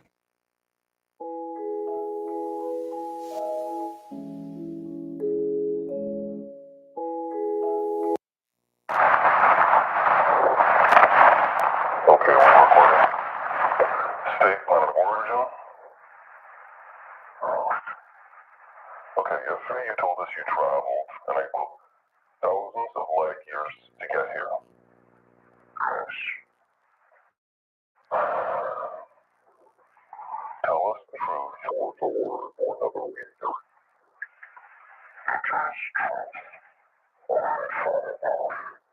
Far off future. Time. Residual. Space. Elephants referring to oceans.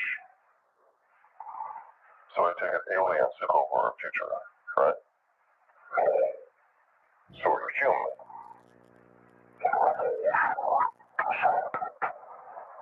Okay, so you evolved from us. So what are you doing here now?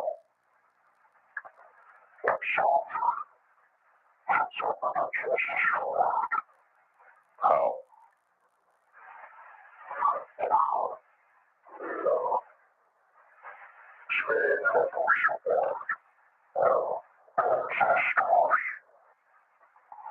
Okay, so how about we concentrate on your time?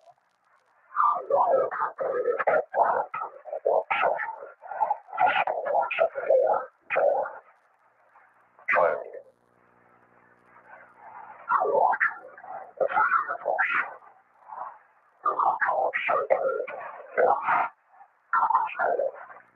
Wait, so you know the meaning of life? What's the difference?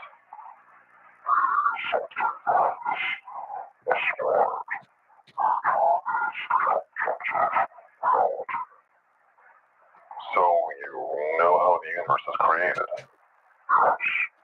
So you think God.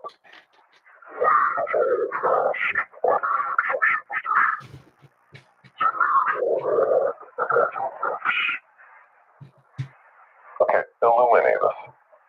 What happens when we die?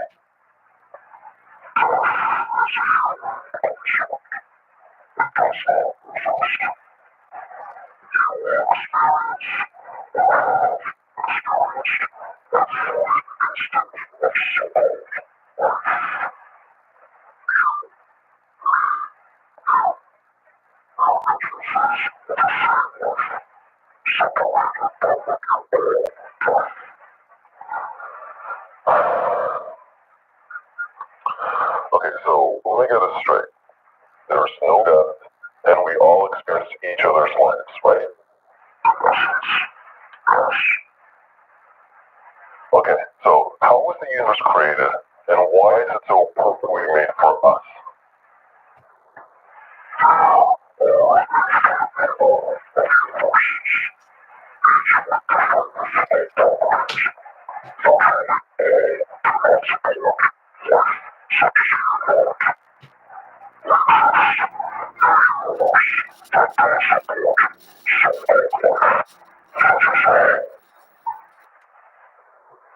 Moving on. Okay, so why do we destroy ourselves with nuclear war?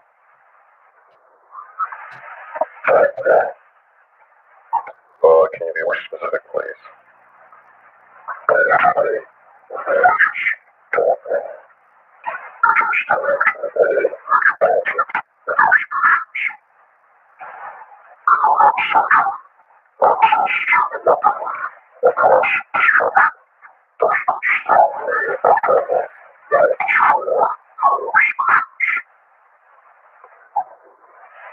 Okay, one last thing. What about morality? What do you base your morality on?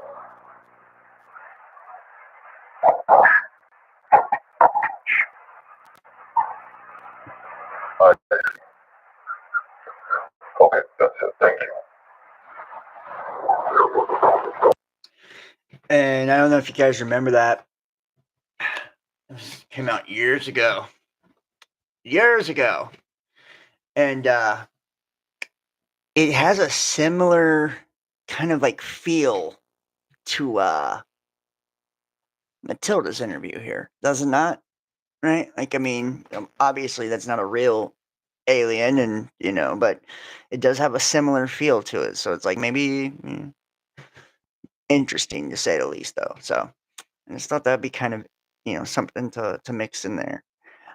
So here we go. This is the second interview, and yeah. So question: why have you stopped communicating? Answer: no stop. Others: hidden, covered, secret fear. The alien cannot communicate with them because they were afraid of her or do not trust her. And it is clear to me that the alien is very aware that some people have secret intentions toward her and are hiding their real thoughts.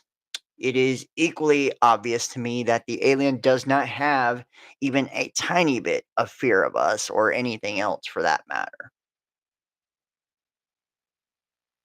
I pondered the words I chose to convey the meaning of the alien's thoughts were very carefully before reporting to the stenographer and the people who were waiting anxiously in the other room.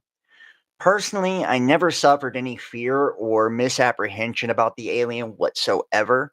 I was very, very curious and excited to learn anything and everything I could about her and from her. However, like the alien, I did not have much trust or confidence in the agents or authorities who were controlling my interviews. I had no idea what their intentions towards her might be. However, I am sure that the military officers were very, very nervous about having an alien spacecraft and pilot on their hands. At that moment, my greatest worry was how to more clearly understand the thoughts and ideas of the alien. I think that I was doing pretty well as a telepathic receiver, but not as good as telepathic sender.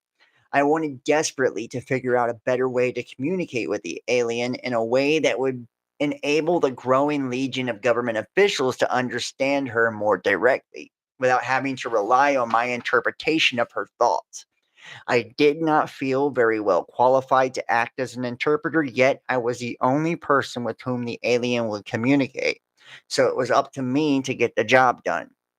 I was also becoming acutely aware that this was probably the biggest news event in the history of Earth, and that I should be proud to have any part in it. Of course, by that time, the entire incident had been officially denied in the press, and a cover up of immense proportions by the military and the powers that be had already begun.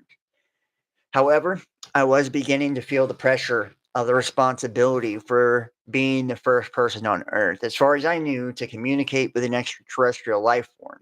I think I know how Columbus must have felt when he discovered a new world the size of a continent on one small planet.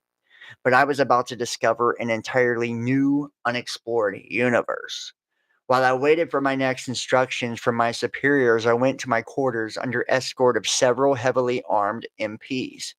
Several other men dressed in black suits and ties accompanied me also. They were still there when I got up in the morning.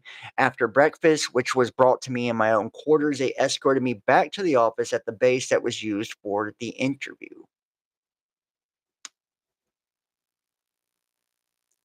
The third interview and all subsequent interviews that I had with the alien were observed and recorded, as I mentioned above, by dozens of other people. Although they were not physically present, a special room had been constructed with a window of one way glass through which the interview could be observed from an adjoining room without intruding on the alien.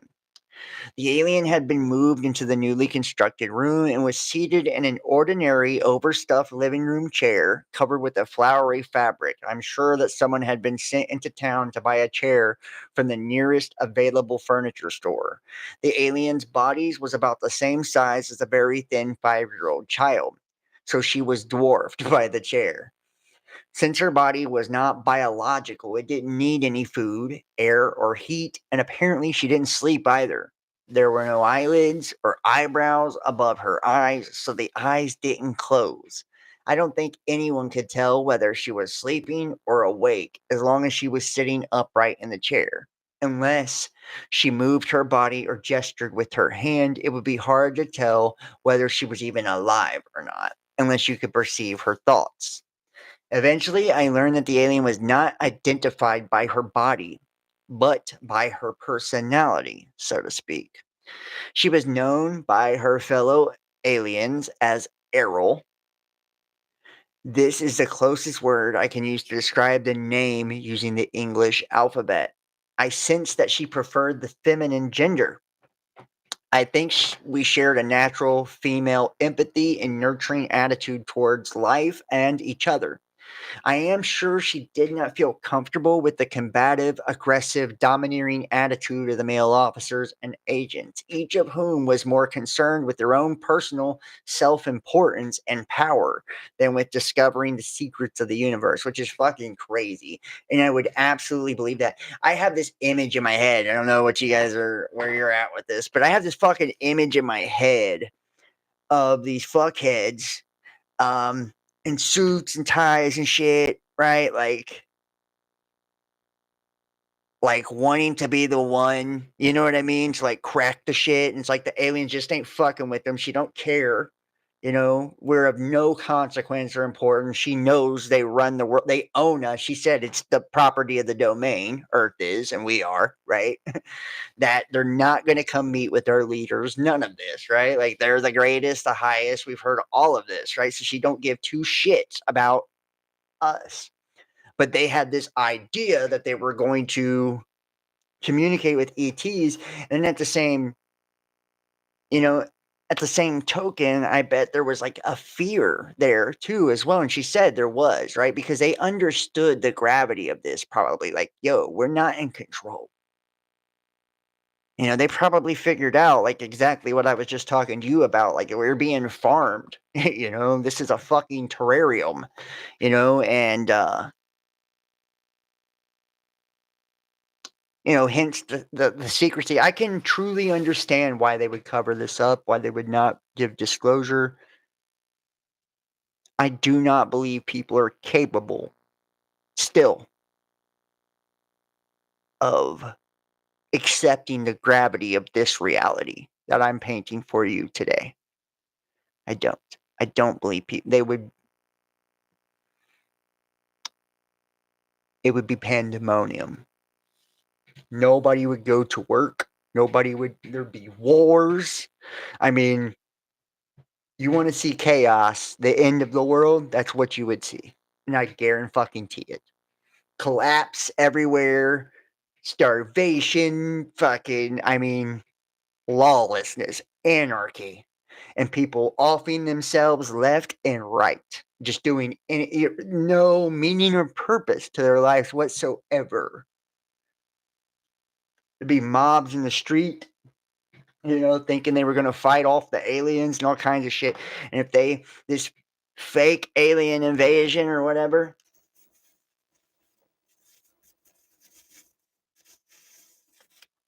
we've been told about with Project Bluebeam and all of this shit. I'm sorry, man. I don't know if it'd be fake at all, really, right? And who would be faking it, actually? Not the governments. I don't think the governments are in charge. I've never thought that, truthfully, guys. When they talk about the hidden hand and all of this, if you look into, like the deep mysteries, and you guys know, like my real specialty is the occult, um, uh, when you look at like the deep mysteries and the secret societies and shit like that, um, like the Hermetic Order of the Golden Dawn, when they got their charter and all of this, they communicated by letter and all of this, and what did they call them? They had a name. They had a name that they basically said and they were referring to like the ruling spirits, basically, of the earth that gave them the go ahead for their secret society, right? And that the original founders claimed to be in contact with those. And then you remember Crowley, he basically destroyed the order because he was a fucking parasite. And he claimed to go to the Great Pyramid, right?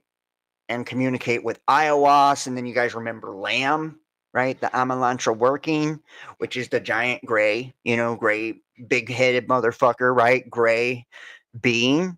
And these were like superior spirits, is what they were called, basically. That's probably not the exact name or label they gave them, but they were like, gave everybody the go aheads, right? And these are like demonic entities to me, and you see all these occult people, in their workings, and it's like Jack Parsons and L. Ron Hubbard, right, with the whole Scientology thing. They say they opened the portal with the Babylon working, and it's like this feminine aspect to these beings. This is what I'm talking about, the Whore of Babylon, the Scarlet Woman, right? They believe themselves to be the mother spirit. And if you think about ancient mythologies and spiritual concepts, I hate to tell you, I know it's real popular and cool now, guys. I know it is, for the divine feminine shit, but it's a poison. It's a poison.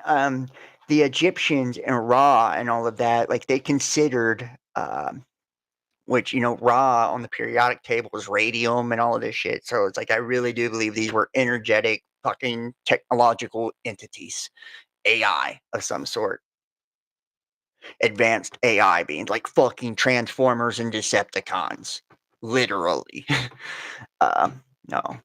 The Allspark, Optimus Prime and shit, right? But and you can see it in their symbols and everything, because these symbols represent electromagnetic frequencies and all of this, right? And then the engineering of the, you know, the monoliths and the pyramids and the structures, right, representing the motherboards and circuitry and frequency and all of it, just shows technological all over, right? And then, like I said, Aramon, right, which you know, his name is like an anagram for Hiram, right, like Hiram Abiff, right, of the Freemasons, and you know, their Temple of Solomon, and then you look at like um,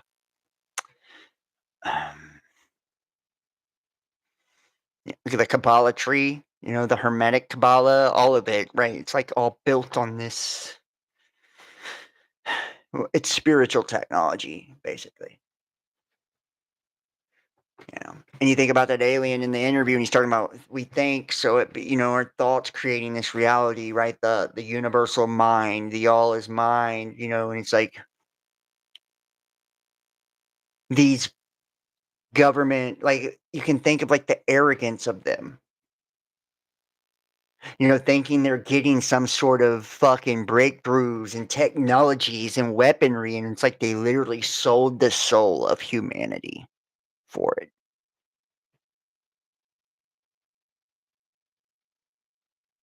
It's like they allowed the devil right in.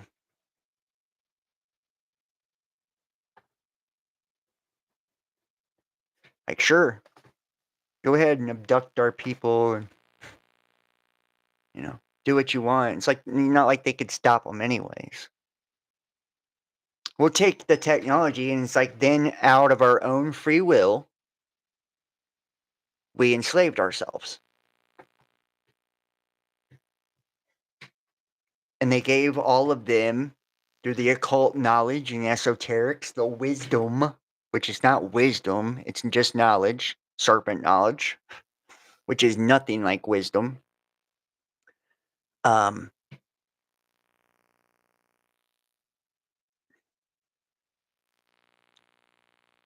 to create the technologies, to use the legalese with the words and language to entrap and ensnare all of us and enslave our own species. You know, we sold our own selves out.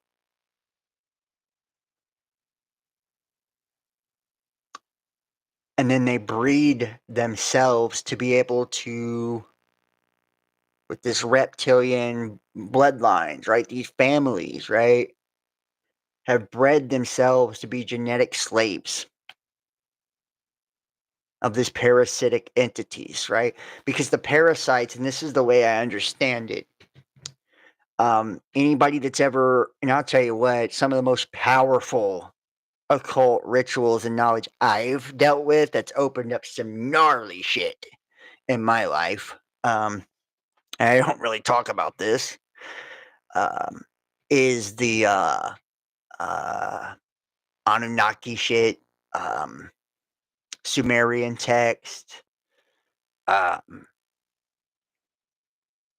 And I can remember years ago having somebody, more than one person, actually be like, you know, hey, John, wait, you know, you're reading that stuff and you're reading it to thousands and thousands of people.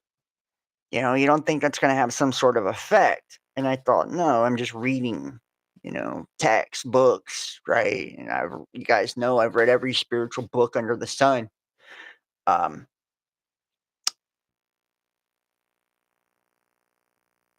and it did have an effect. Like it did. Like it opened up parts of myself and my subconscious that I don't know if they're even supposed to be opened, you know? Like to where, and not only that, it fragmented the fuck out of me, you know, mentally, emotionally.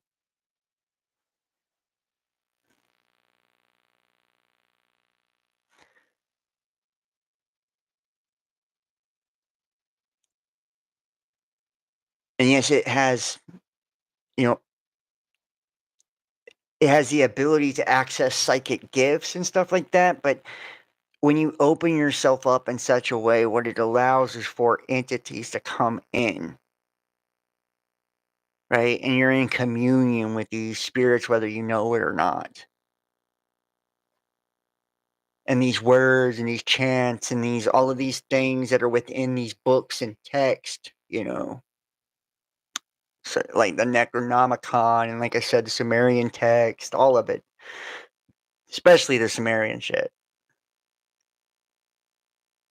And you think about the people that was involved in like really making that mainstream. Zachariah Sitchin, these were all Zionist fucks, right? Like,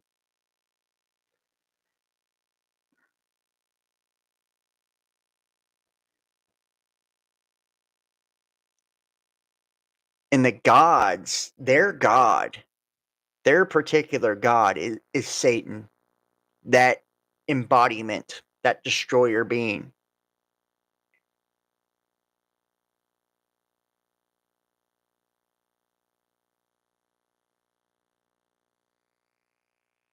And you can understand where like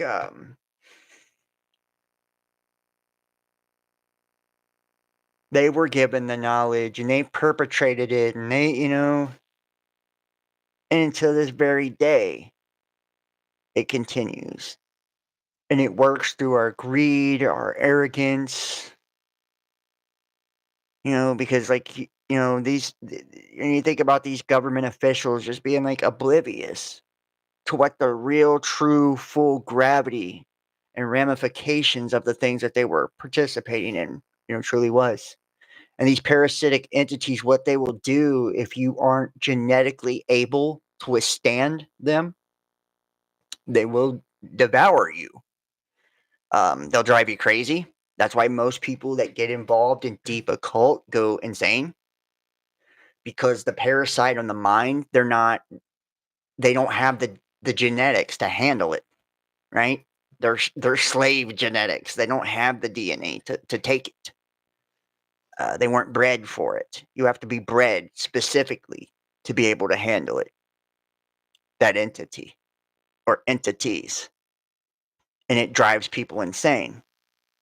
Or, a parasite in a host, right? It eventually devours the host or gets the host to off themselves, right? It's like they can't handle that. And it's overwhelmed us as a collective because we allowed it in. It's like we're infected by it now. And our society says so. Whether people understand it or not. And I know that it's not popular with all the new age shit. But those people are idiots. Just honestly, they are. The airy-fairy fucking nonsense. The channeling these beings, they don't know where the fuck they come from or who they actually are. When spirits that deceive present themselves as an angel of light. Lucifer is a trickster, right? He comes as an angel of light, but it's to deceive you. And he works through the intellect, our intelligence, our mind.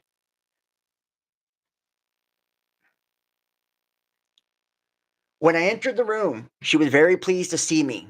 I felt a very genuine sense of recognition, relief, and a warm feeling from her. It was like the eager excitement and unconditional platonic affection one feels from a dog or child, yet with a calm and reserved control. I must say that I was surprised that I felt the same sort of affection for the alien being, especially since we had spent so little time with each other. I was pleased that I was able to continue my interviews with her in spite of all the attention I was getting from the stream of government and military people arriving at the base. It was very obvious that the people who wrote the next series of questions for me wanted to learn how to communicate with the aliens themselves without having to go through me. Here are the answers to the new list of questions. Question: Can you read or write any Earth languages? Answer, no. Question, do you understand numbers or mathematics? Answer, yes. I am officer, pilot, engineer. Question, and you know what? And I just want to kind of throw this out too. The I don't know how tuned in this lady was, right, to these kind of things. Um, to me, it would have been more just, I don't know. She does say, "May the gods be with you," and all this. She talks about ancient shit, so maybe she was an occultist and had a knowledge. And women can join the Hermetic Order of the Golden Dawn, so it's possible, she was in secret society. I don't know. Um, what was I going to say with that? Oh yeah, so with the officer thing, pilot, engineer, to me, that would translate differently if I was thinking about what that actually meant. So she's using like the English language. I am officer, pilot, engineer, what it means to her, right? But if you think of like an officer, like, like to me, it almost seems like a magistrate or like, an official, like, and if you think about how the Elohim are described in Genesis, right? And I've talked about this ad nauseum. I know people hate it when I say it, but uh, man was made in the image of the Elohim, right? And Elohim means supreme magistrates, right? So it is an officer-like, judge-like position, right? Pilot, and then you think about our translation of uh, chariots, right? Chariots actually means vehicles, right? If you look at like which I can't wait to have Ali Siadatin on. He will talk about this. But the vehicles, right? Because they didn't have the word for vehicle back then, was chariot, right? So they like the chariots of the gods is like kind of like it's like not correct translation. It's a vehicle is what they were actually, a more proper translation. So I'm an officer, magistrate, pilot, chariot, vehicle, right? Engineer, creator, right? Creator. So it's like I think she was telling them like I'm an Elohim. I'm an angel, right? I'm a judge, right? I fly my chariot, my vehicle, and I engineer you guys, right? So I feel like a lot of like when you see this, like she was misinterpreting it because her mind wasn't soaked into the depth of what it's like the English language, mm, it lacked the gravity, right? To like translate what the real thoughts were, right? She had a limited understanding. So, and that's just what I'm getting from this. Question, can you write or draw symbols or pictures that we may be able to translate into our own language? Answer, uncertain.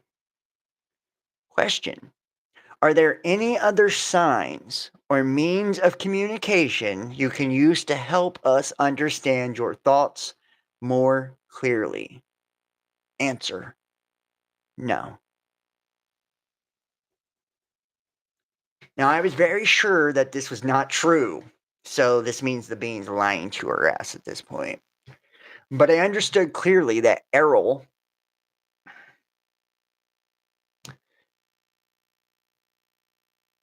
and I want you to look to.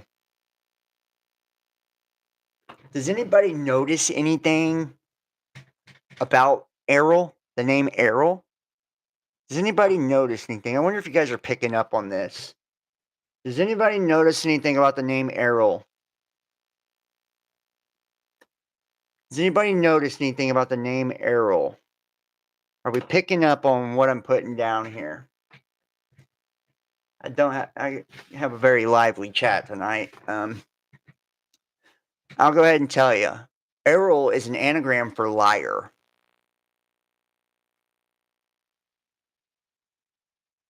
Errol is an anagram for liar. Liar.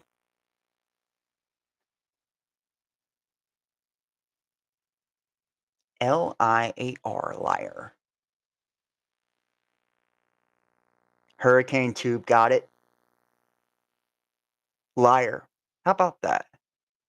Does that change the way you see it now? Like a little bit? And remember, these principality, powers, and dominions of the domain, which is a demon. A domain is a demon, right? It's a domain. It's a persona. It's a mask, right? Legion. All of this. She's telling you who the fuck she is, dog. Right? It's this divine feminine, whore of Babylon, scarlet woman, right? It's what all these Templars and shit were worshiping. You know, I hate to tell you, new age fuckers, you're fucking up. You know, oh the mother, bruh. The ancient Egyptians in Kemet, right? They talked about this spirit, this, and remember, Isis tricked Ra, right? That's your divine feminine. She tricked Ra, and she was an all devouring entity. The feminine spirit was an all devouring spirit. It devoured everything alive. Get me? It's like all these people think they got the, Elysian mysteries and all this. It's like, you don't understand. You don't know what you're getting into. And you may think you do, and I'm sure you're looking at me right now with arrogance. Like, oh, this guy's a fucktard. He don't know what he's talking about. And I can tell you at one point I was there. I've studied the occult for a long time. Depths that most people will never go to. Because I'm a psycho.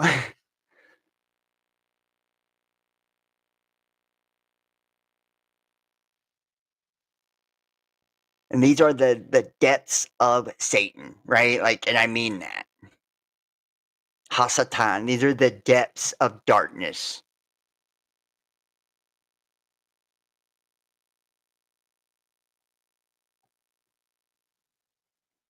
That serpent knowledge, surely you will die. It's a spiritual death. Because you're being lured in to be devoured. The enemy comes to kill, steal, and destroy. Liar. Errol. Liar.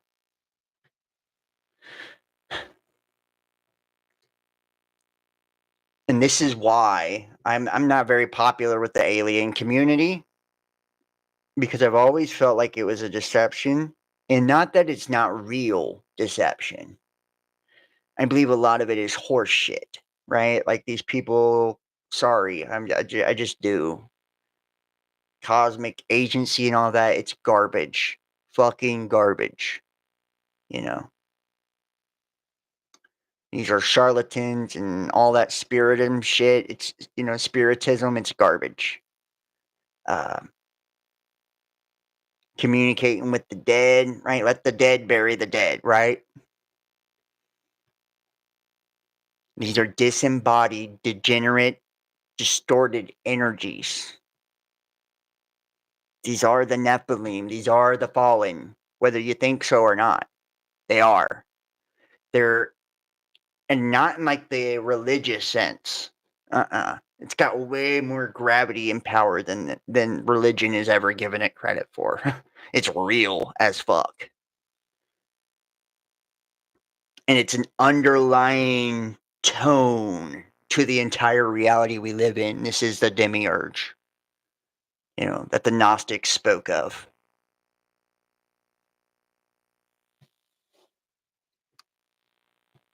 Now, I was very sure that this was not true, but I understood clearly that Errol, or liar, was not willing to communicate in writing or drawing or sign language. My feeling was that she was following orders, like any soldier who had been captured, not to reveal any information that might be useful to an enemy, even under torture. She was only able and willing to reveal non confidential or personal information or name, rank, and serial number. And once again, this really starts to get me. I'm starting to get the sense of this lady being deceptive, right? And like this is a piece of disinfo, like spiritual disinfo, right? The name, rank, and serial number. Demons have rankings, by the way, right? You're getting the name, right? Which the name is how you call upon them. And that serial number is probably 666, right? We're, just saying. Question: can you show us a map of the stars, which is the star of your home planet? Answer: no. This is not because she does not know the directions from Earth to her home planet. She was unwilling to reveal the location. It was also due to the fact that the star system of her home planet does not exist on any star map on Earth. It is too far away.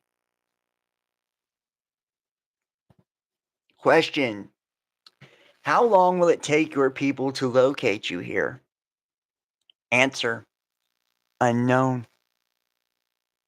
Question: how long would it take your people to travel here to rescue you? Answer: minutes or hours. Question: how can we make them understand that we do not intend to harm you? Answer: intentions are clear. See in your mind images and feelings. And this is like the most powerful answer of all.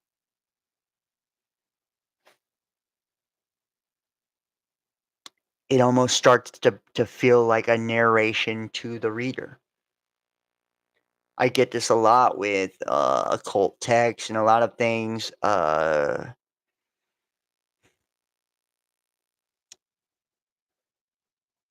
It's almost like a sense of telepathy, and that's why I feel like they're talking about the telepathy.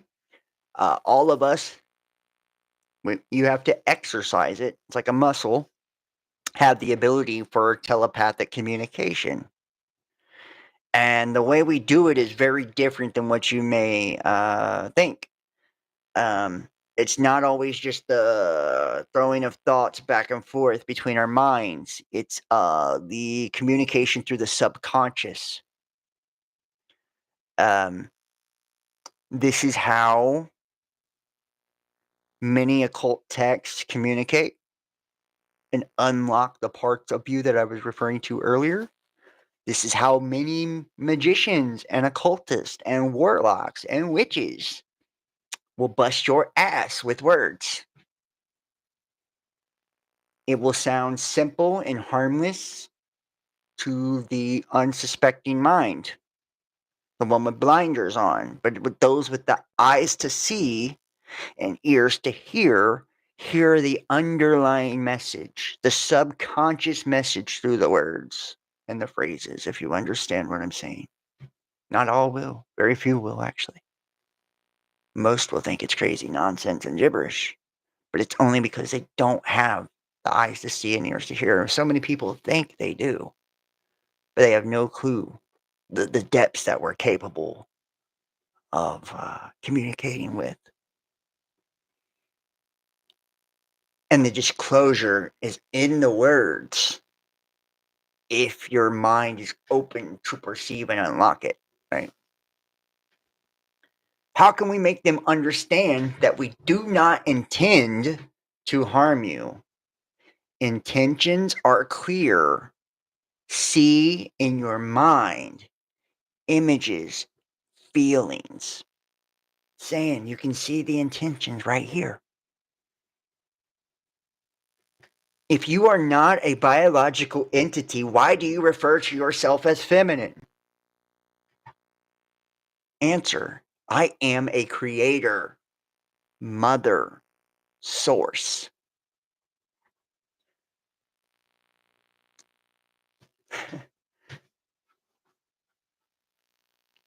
I always read books and text and especially powerful text. I read them with the ethos of first person, right? And I want to ask you to do that yourself with this too. Read this as first person. Like the disclosure is you are the alien. You are a spiritual being. Right? These questions took me only a few minutes to complete. I realized then that we may be in for some serious trouble if the alien was not willing to cooperate or reveal any information that the military or intelligence agencies or scientists considered to be useful to them. I was also sure that the alien was very certain of the actual intentions of the people who wrote these questions, as she could read their minds just as easily as she could read my thoughts and communicate with me telepathically.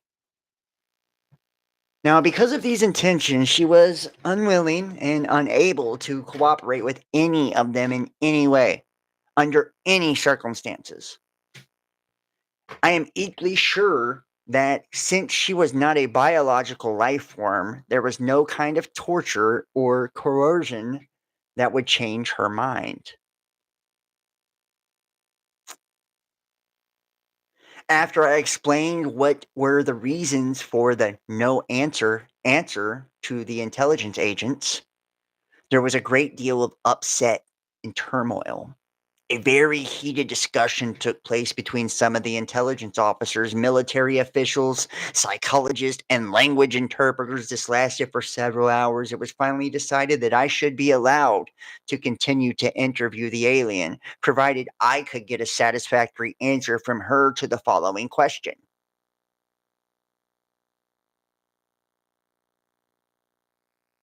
Question: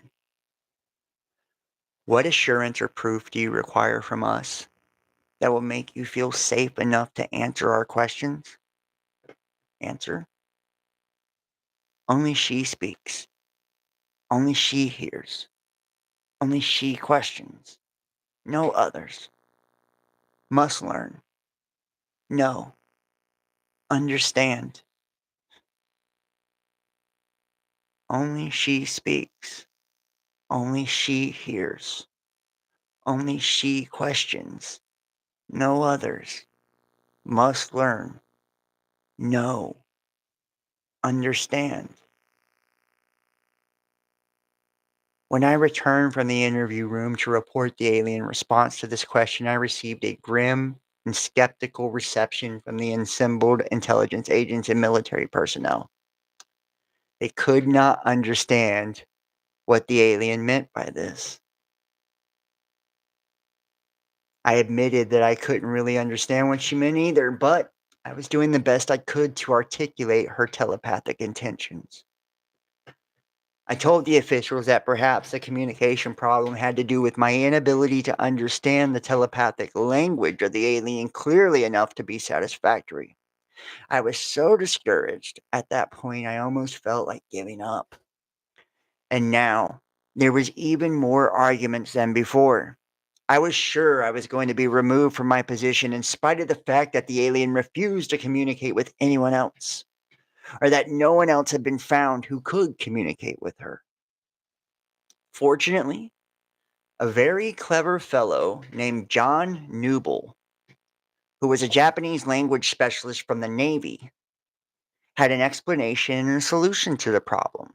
He explained that, first, the problem had very little to do with the inability of the alien to communicate. It had more to do with her unwillingness to communicate with anyone other than myself. Second, in order for any clear, comprehensive communication to happen, both parties needed to understand and communicate through a common language. Words and symbols in language convey very precise concepts and meanings. He said that Japanese people have a lot of homonyms in their language, which cause a lot of confusion in day to day communication. They solved this problem by using standard Chinese characters to write down the exact meanings of the word they are using. This clears up the matter for them. Without a defined nomenclature, communication was not possible beyond the rudimentary understanding between men and dogs, or between two small children. The lack of a common vocabulary of clearly defined words that all parties can use fluently was the limiting factor in communication between all people, groups, or nations. Therefore, he suggested that there were only two choices. I had to learn to speak the language of the alien, or the alien had to learn to speak English. Factually, only one choice was possible, that I persuade Errol to learn English, and that I teach it to her with the guidance of the language specialist. No one had any objection to trying this approach, as there were no other suggestions. The language specialist suggested that I take several children's books and a basic reading primer and grammar text with me into the interview room. The plan was that I would sit next to the alien and read aloud to her from the books, while pointing to the text I was reading with my finger so that she could follow along. The theory was that the alien could eventually be taught to read, just as a child is taught to read by word and sound association with the written word, as well as instruction in fundamental grammar. They also assumed, I think, that if the alien was intelligent enough to communicate with me telepathically and fly a spacecraft across the galaxy, that she could probably learn to speak a language as quick as a 5-year-old or faster. I returned to the interview room and proposed this idea to Errol. She did not object to learning the language, although she did not make any commitment to answer questions either. No one else had a better idea, so we went ahead. I began the reading lessons with the first pages of a school book that had been used to teach pioneer children in the 1800s on the frontiers of America. It is called McGuffey's Eclectic Reader, Primer through 6th. Since I am a nurse and not a teacher, the language expert who gave me the books also gave me an extensive briefing, a course that took an entire day, on how to use the books to teach the alien. He said the reason he chose these particular books was because the original 1836 version of these books were used for 3/4 of a century to teach about 4/5 of all American school children how to read.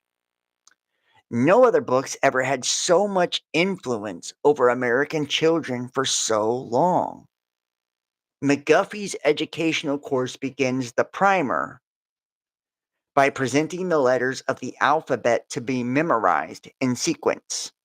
Children were then taught, step by step, to use the building blocks of the language to form and pronounce words using the phonics method, which involves teaching children to connect sounds with letters. Each lesson begins with a study of words used in the reading exercise and with markings to show the correct pronunciation for each word.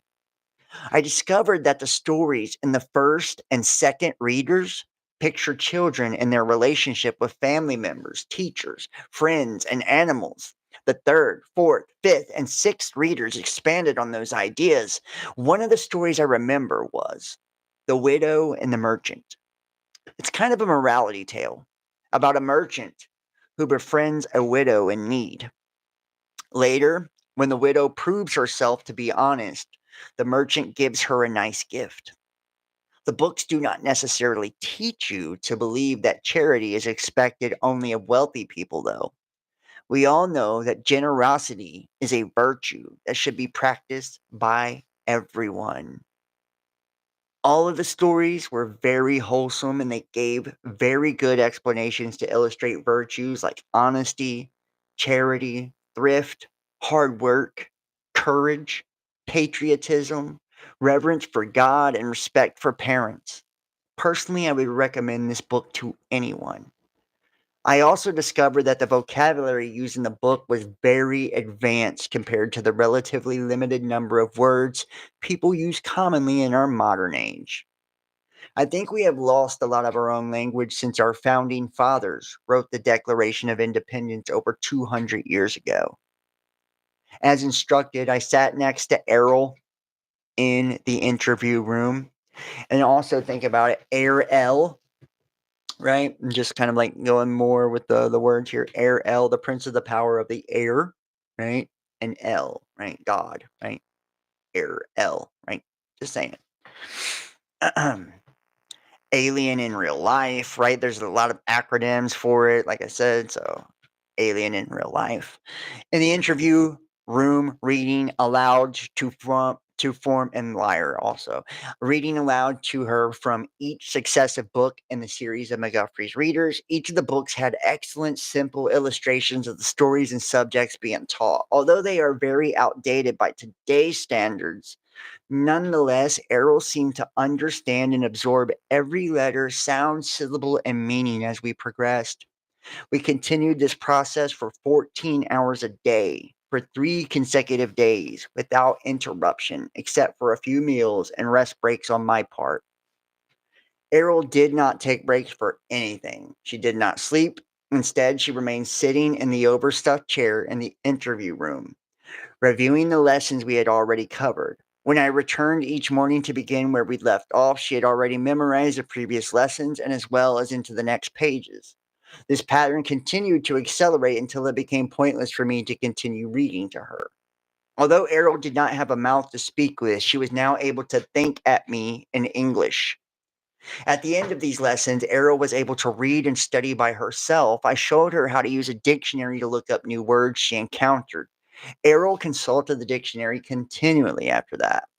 From then on, my job was acting as a courier for her, requesting that reference books be brought to her in steady stream.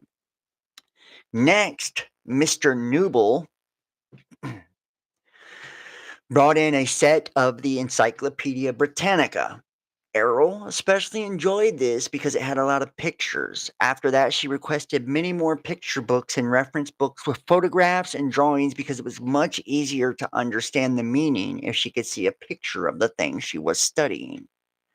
Over the next 6 days, books were brought from libraries all over the country, I presume, because it wasn't more than a few more days before she had read through several hundred of them.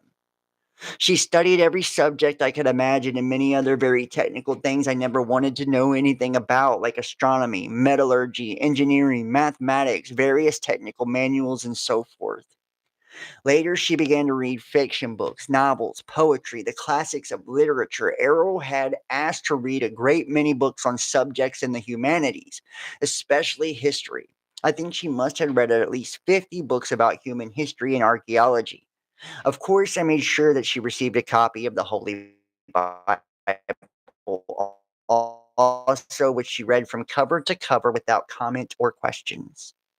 Although I continued to stay with Errol for 12 to 14 hours each day, most of that time during the following week had been spent without much communication between us, except for an occasional question she asked me. The questions were usually meant to give her a sense of context or to clarify something in the book she was reading.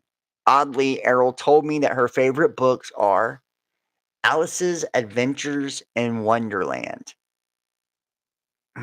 Don Quixote de la Mancha, and 1001 Nights. She said that the authors of the story showed that it is more important to have great spirit and imagination than great skill or power. I could not answer a lot of her questions, so I consulted with people in the outer room for answers. Most of these had to do with technical and scientific things. A few of her questions were about the humanities. The depth of complex understanding and subtlety of her questions showed that she had a very penetrating intellect. Personally, I think she had already known a lot more about the culture and history of Earth than she was willing to admit when we started. I would soon discover how much more.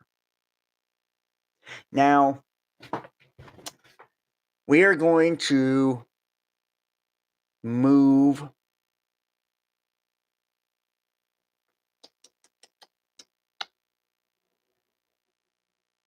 over to the EBO here.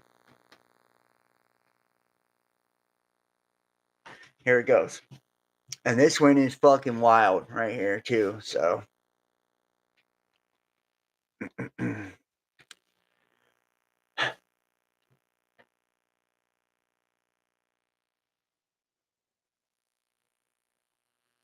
Some of you guys may be familiar with this, some of you may not, okay? And I want to also throw out some concepts to you guys, like, so from some of my studies recently, this is what I've kind of been coming up with, and like what my understanding has brought me to, is that our pop culture, movies, entertainment, everything has like this imprint on us in the way that we see things, interpret things, and everything. So it's like we have to work kind of extra hard to like get the things out of our minds. So it's like people when they think of like a black hole now, they say they think of like the image from Interstellar, right? When people think of alien entities, they say they think of the alien on the cover of Communion, right? The book Communion, right? These type of things that are embedded in the collective through entertainment that have imposed an image on our collective psyche, right? That hinders us and predisposes us to a train of thought, or a flow of thinking, or a way of shaping our interpretation of things and how we perceive it. So it's like we got to throw that trash out whenever we're looking at these things and understanding these things. Yes, we kind of like keep it in the back of our mind to like connect the thoughts and weave the picture together. But at the same time, we cannot, we got to have a blank slate, and allow what truly is there to come through. So from the late 2000s to the mid 2010s, I worked as a molecular biologist for a national security contractor in a program to study exobiospheric organisms. I will share with you a lot of information on this subject. Feel free to ask questions or ask for clarification.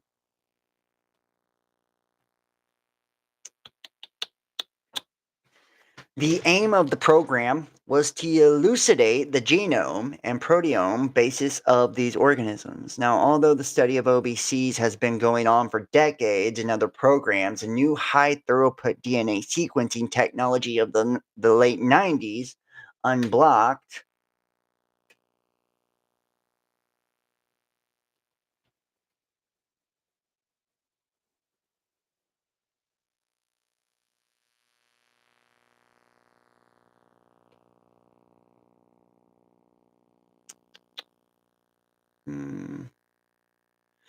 The aim of the program was to elucidate the genome and proteome basis of these organisms. Although the study of OBCs has been going on for decades, a new high throughput DNA sequencing technology of the late 90s unblocked stagnant research in this area. Since then, several breakthroughs have led to significant advances in our understanding of the genome and proteome of these beings. Now, what we've learned so far has enabled us to outline some disconcerting perspectives about our place in this universe. Briefly, we've discovered that the EBO genome is a chimera of genomes from our biosphere and from an unknown one. They are organisms created for a purpose that still partially eludes us. I'll be substantiating my statement after a brief introduction. The reason for disclosing these secrets is quite simple.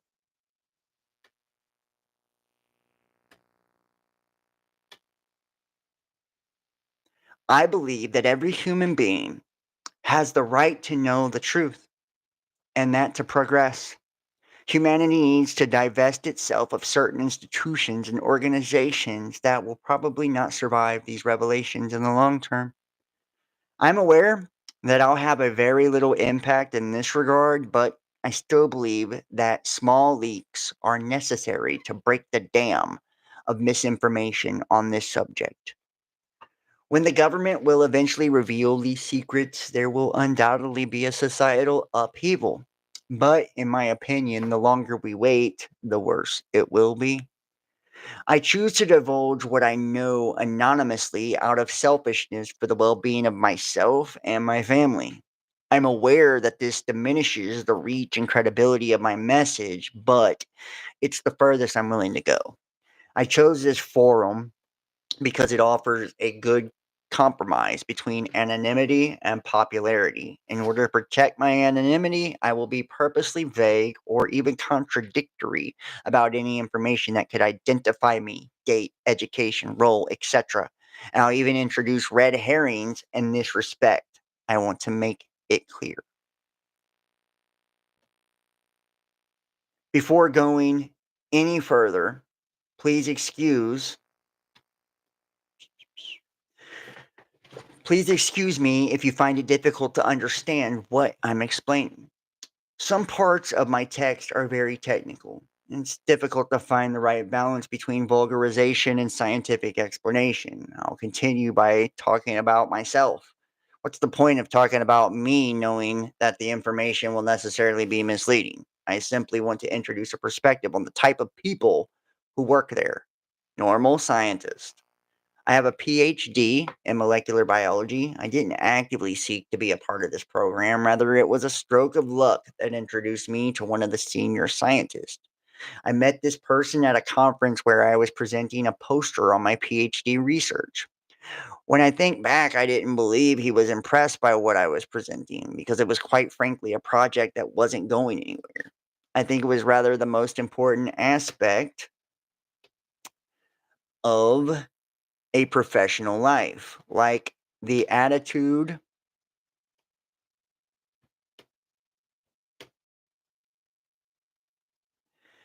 and the ease with which you make connections. Shortly afterwards, I graduated and received a call from this person offering me a position. At the time, everything pointed to me working in a regular laboratory. I did a series of 3 increasingly suspicious interviews, each in a different location, where my scientific background and knowledge became less and less relevant. The first was with 2 of the senior scientists, the second and third with people I've never seen again and who were obviously not interested in science. Sometime after the interview, I was asked to go to a fourth location where what seemed like a corporate lawyer presented me with an NDA. He made sure not only to explain every detail, but also that I understand the consequence of not respecting it. The first employment weeks were by far the most memorable, although I spent most of that time in a depressing archive room, which it consists almost exclusively of reading about the subject of study and to get us up to speed. There's no secret Wikipedia or even a reference book to guide us. There are only dry reports, memos, presentations, procedures, and SOPs. These documents are almost exclusively about the biology of EBOs, but there are also a few that deal with the other subjects, such as their food, religion, or culture. There were no documents on their technology.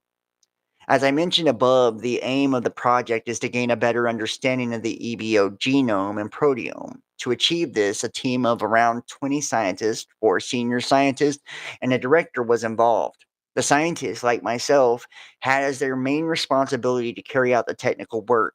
As each scientist had, to my knowledge, a PhD, we were all somewhat overqualified for what is ultimately a technician's job.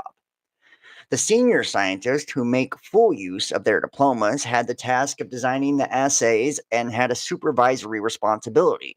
They were also in charge of training new employees and sometimes even came in to do technical work. The director, of course, was the person in charge who dictated priorities to senior scientists.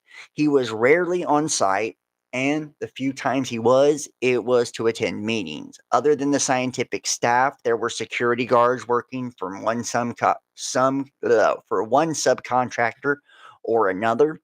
There were no support staff, such as janitors or maintenance workers. Scientists were responsible for this kind of work. In addition, logistical constraints ensure that every scientist is capable of carrying out any technical activity. The laboratory itself is located in Fort Detrick, Maryland, in a building used for legitimate biomedical research. The clandestine operations are carried out in a restricted part of the basement, out of sight from regular workers. Contrary to what one might imagine, the biosafety level is not maximal for this type of research. Indeed, the lab containing EBO samples or derived cell cultures is BSL-3, which, while the lab where assays are conducted are only BSL-2. The BSL-3 area of the facility includes a freezer room. All the amenities you could find in an office. Note that the internet access is limited to senior staff and up. There is, however, an intranet for bioinformatics needs. On the subject of the biology of these beings, I'll start by discussing genetics, then their gross anatomy, and finally their biological systems. For the sake of clarity, the information that I provide here is an aggregation of what I have observed and what I have read. I will make many comparisons with human anatomy because it is the most logical reference. Genetics. First, I'd like to discuss their genetics. Their genetics are like ours, based on DNA. The fact was very puzzling for me when I first learned about it. We imagined that beings from an alternate biosphere would have genetics based on a completely foreign biochemical system, and surprisingly, this is not the case. Several conclusions can be drawn from this surprising revelation.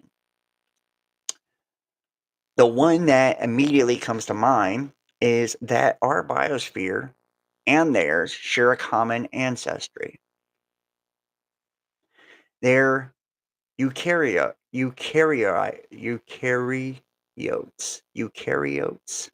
which means their cells have nuclei containing genetic material, which suggests that their biosphere would have been separated from ours sometime after the appearance of this type of organism.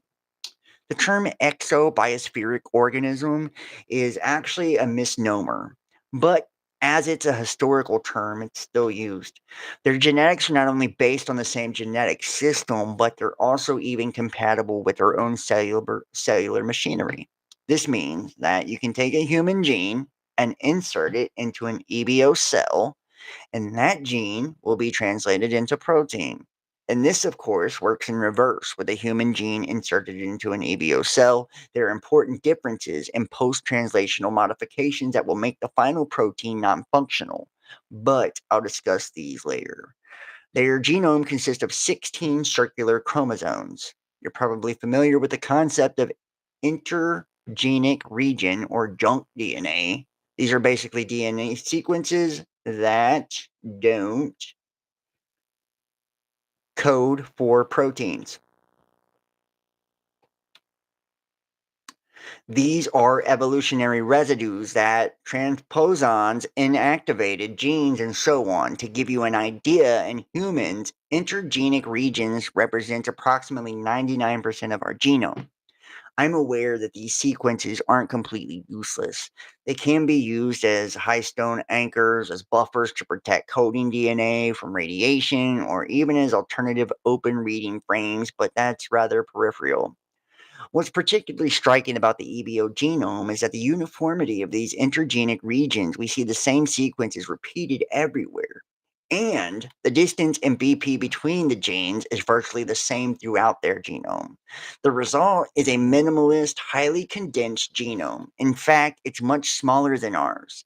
Moreover, the quantity of protein coding genes is even significantly lower than ours, probably due to the genetic refinement, but also to the biological processes that are absent in the EBO. The uniformity of these sequences is a major indication of the artificiality of these beings.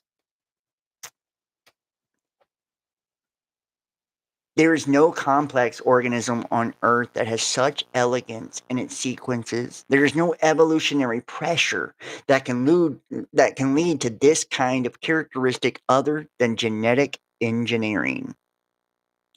Speaking of genetic engineering, following sequencing of their genomes, we noticed a troubling and universal characteristic in the 5 of the regulatory sequence of each gene, which we call the tripalindromic region. The TPRs are 134 BP sequences containing, as its name suggests, 3 palindromes. In genetics, a palindrome is a DNA sequence that, when read in the same direction, gives the same sequence on both DNA strands. They serve both as a flag and as a binding site for proteins. The 3 palindromes of the TPR are distinct from one another and have been poetically named 5p-TPR, M-TPR, and 3-TPR. The TPR is composed in 5 to 3 in order of 5-TPR, 12-BP spacer, chromosomal address, 12-BP spacer, M-TPR, 12-BP spacer, gene address, 12-BP spacer, and 3-TPR. The chromosomal address is composed of 4 BP and is identical in each.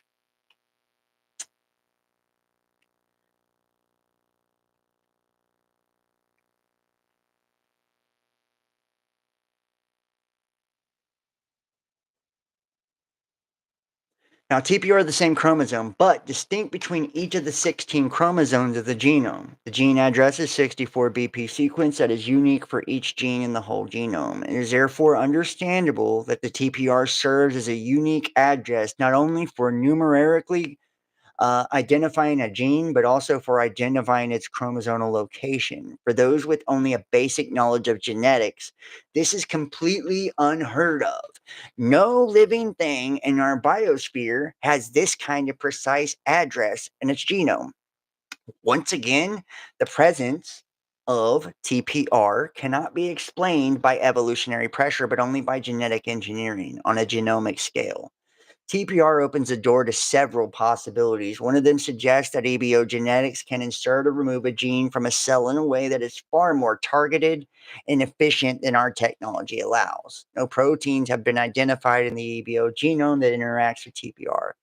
Rather, we believe that these proteins are exclusively targeted by external genetic engineering, which is interesting. So they're targeted by external genetic engineering. So meaning somebody is engineering the genes of these beings.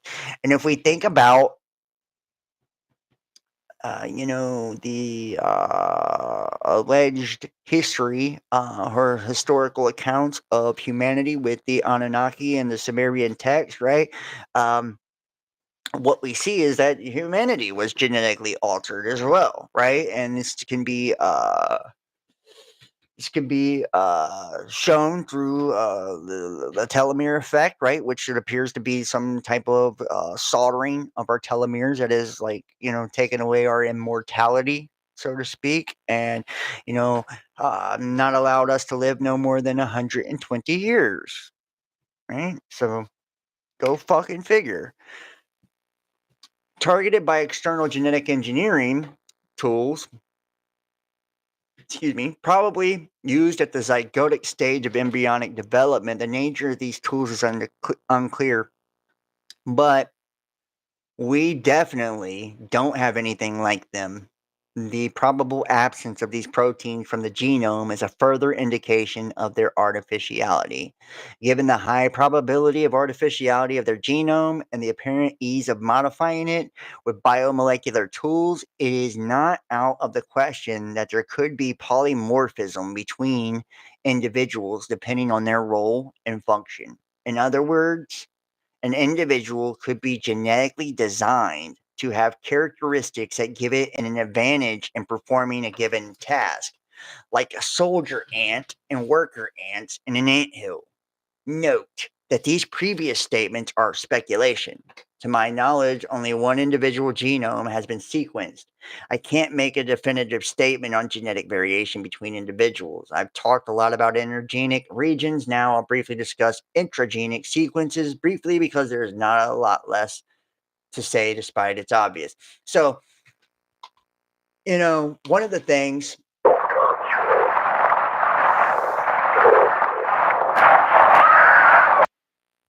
one of the things, sorry about that. One of the things that um, basically is like being described kind of like throughout all of this is that these entities that are flying in uh, these chariots, these vehicles, they are engineered specifically for one fucking task, and that's it, right? Like that's what these biological organisms are designed to do. They don't eat, sleep, shit, drink, fuck. They don't do nothing, right? They're not like us, right? They have the circuitry. They harness energy and energy alone. They're like charging a battery, right? The consciousness actually creates the goddamn thing, and it controls the ship or uh, it controls the ship through um, its own consciousness and its mind through the power of thought, right? And um, each worker bee, so to speak, and that's what they're saying, like ant hills, like ant in an ant hill, right? They're designed as like soldiers and worker ants and shit like that to be able to do specific tasks, right? So the ones that we're seeing, and it's like the taller grays, right? These are like designed to pilot, a lot of the chariots. The smaller, shorter grays, um, which are more akin to brown, in my opinion, are designed to go and do like the grunt work right here on Earth. And then many believe that there is even a level above that, right? With, like these reptilian type of entities and everything that they're describing that's been made, whether it's the chariots, the ships, the vehicles, or it's the actual bodies, right? It's all consciousness controlled, right? And it's all artificial in nature, right? They built these vessels to contain consciousness in order to operate within the different realms and spaces that they're traveling to, right? So they're back at their hive, right? This domain, right? The heavens, if you will, right? Operating consciously to everything else. They're like this motherfucking board of source, right? Like this source created energy, this giant fucking AI consciousness that we're living inside of, right? And it's like creating these genetically altered things to serve out its purposes. And it's like I feel like humanity is even a part of that. We're like the bottom of the barrel, it would seem. um, with being highly emotional, still, our meat suits are robotically engineered, right? We're basically artificial intelligence in a damn meat suit. Um, and we are like that prime rib source of energy. We're like the food, we're the cattle, basically. And that's why we're so emotional. And this is my opinion, and in conflict with ourselves and volatility. It's like we were designed that way. That way we would have instability and give off energy, right? And be chaotic in our essence to create full of fear and pain and all these things for the higher beings to feed off of. And that's my opinion of this. I'm not saying it's fact, but that's my opinion of this, right? And everything being kind of artificial in nature, and that's and we look at our entire reality. It's like I'm truly of the mindset that we are living in a fish tank, a giant fish tank called Earth. A giant fish tank called Earth. And I do want to show you something here.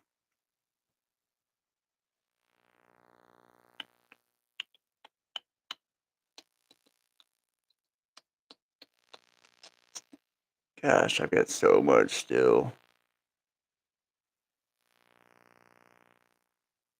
Mm-mm-mm. Um, where am I at with this? There it is. Boom. All right. So this is allegedly also a book that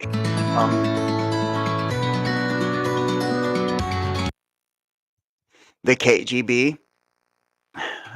And in this particular book, I don't know how fucking legitimate it is, guys. I don't know how legitimate none of this fucking shit is, honestly. But it goes through and shows you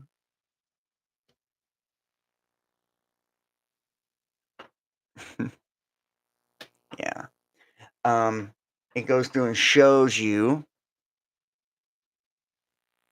the different entities. Right? And you see a lot of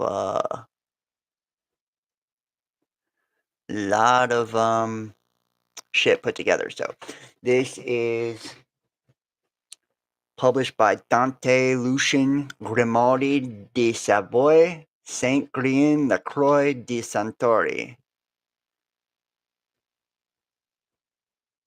I'm not sure who this cat is, but I would definitely like to get a hold of him.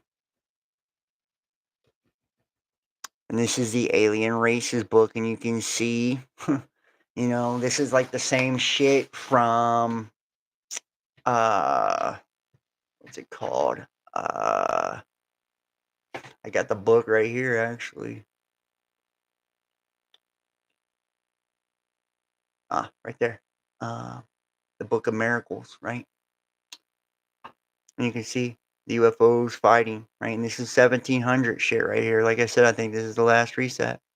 This goes through the alien races and all of this, right? And this is pretty interesting, actually. It's very interesting. And right here, so it says, instead, when we were at his house, he asked us for a favor. He's old. We could empty boxes from one of the rooms as he wanted to make it into a bedroom for guests. We said, okay, and went to the room, expecting to see some old newspapers. Instead, we found about 58 boxes full of documents and books from the time when he was a diplomat. Some papers and documents were in Russian. Some were even from the USSR times. Pedro started reading and translating some of them, and we realized there was a lot of interesting, intriguing, and even top secret, at least one time, documents. So we asked his father if we could keep the boxes for ourselves. He agreed, and we had to rent a van to take everything back home with us, blah, blah, blah. And this is how they got that fucking book, right? Allegedly. The lost copy. In the 1980s, a copy of this book was found in the field in Buryatia, East Siberia. The copy ended up in the hands of the KGB agent with friends in the media. After the collapse of the USSR, some of the information and images in the book were leaked or sold. Years later, some of the images started appearing in TV series and video games. And I just talked about this, right? Mass Effect being the most well known. Right. So, and we'll just kind of go through, I'm not going to go through all these tonight, but I just want to kind of go through a few of these races. Algrok, the Builders. Some of these are fucking creepy. The Pleiadians, they come from solar systems surrounding the Pleiades. More precisely, from the planet Era near the star Daieta. They are associated with spiritual growth. They can grow up to 8 feet tall. They practice sex cultivation, the distinct difference between their sexual expressions and their sensual emotions. Their ships are known as beam ships, although regularly visiting Earth, they have remained mostly silent since 10,000 BC. They are one of the oldest known races. They continue to develop the necessary mental skills to eventually reach their goal, an even higher spiritual state.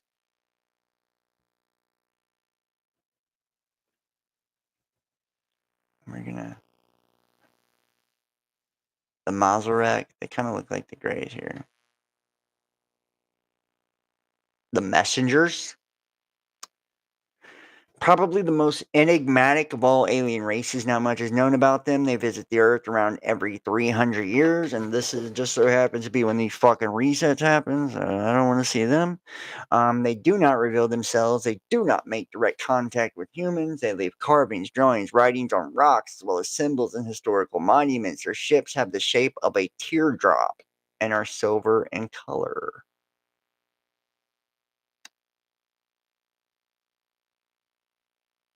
The invisibles. The races have to be seen near high security areas, almost completely invisible to the naked eye. Both USA and Russian military had developed technology that allows them to track them down on radar, just the ships.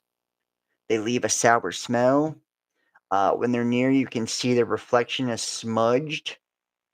They're caught on CCTV footage. Dogs start barking with no apparent reason that they are nearby, or reptoids or reptilians.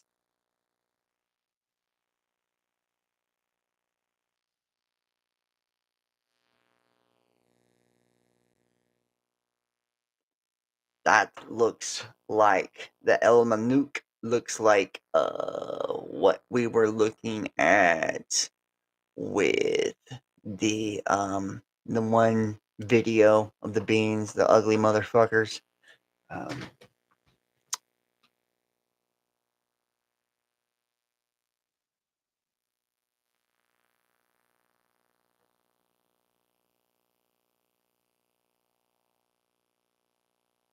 Anunnaki or Anukini. They come from the planet Nibiru.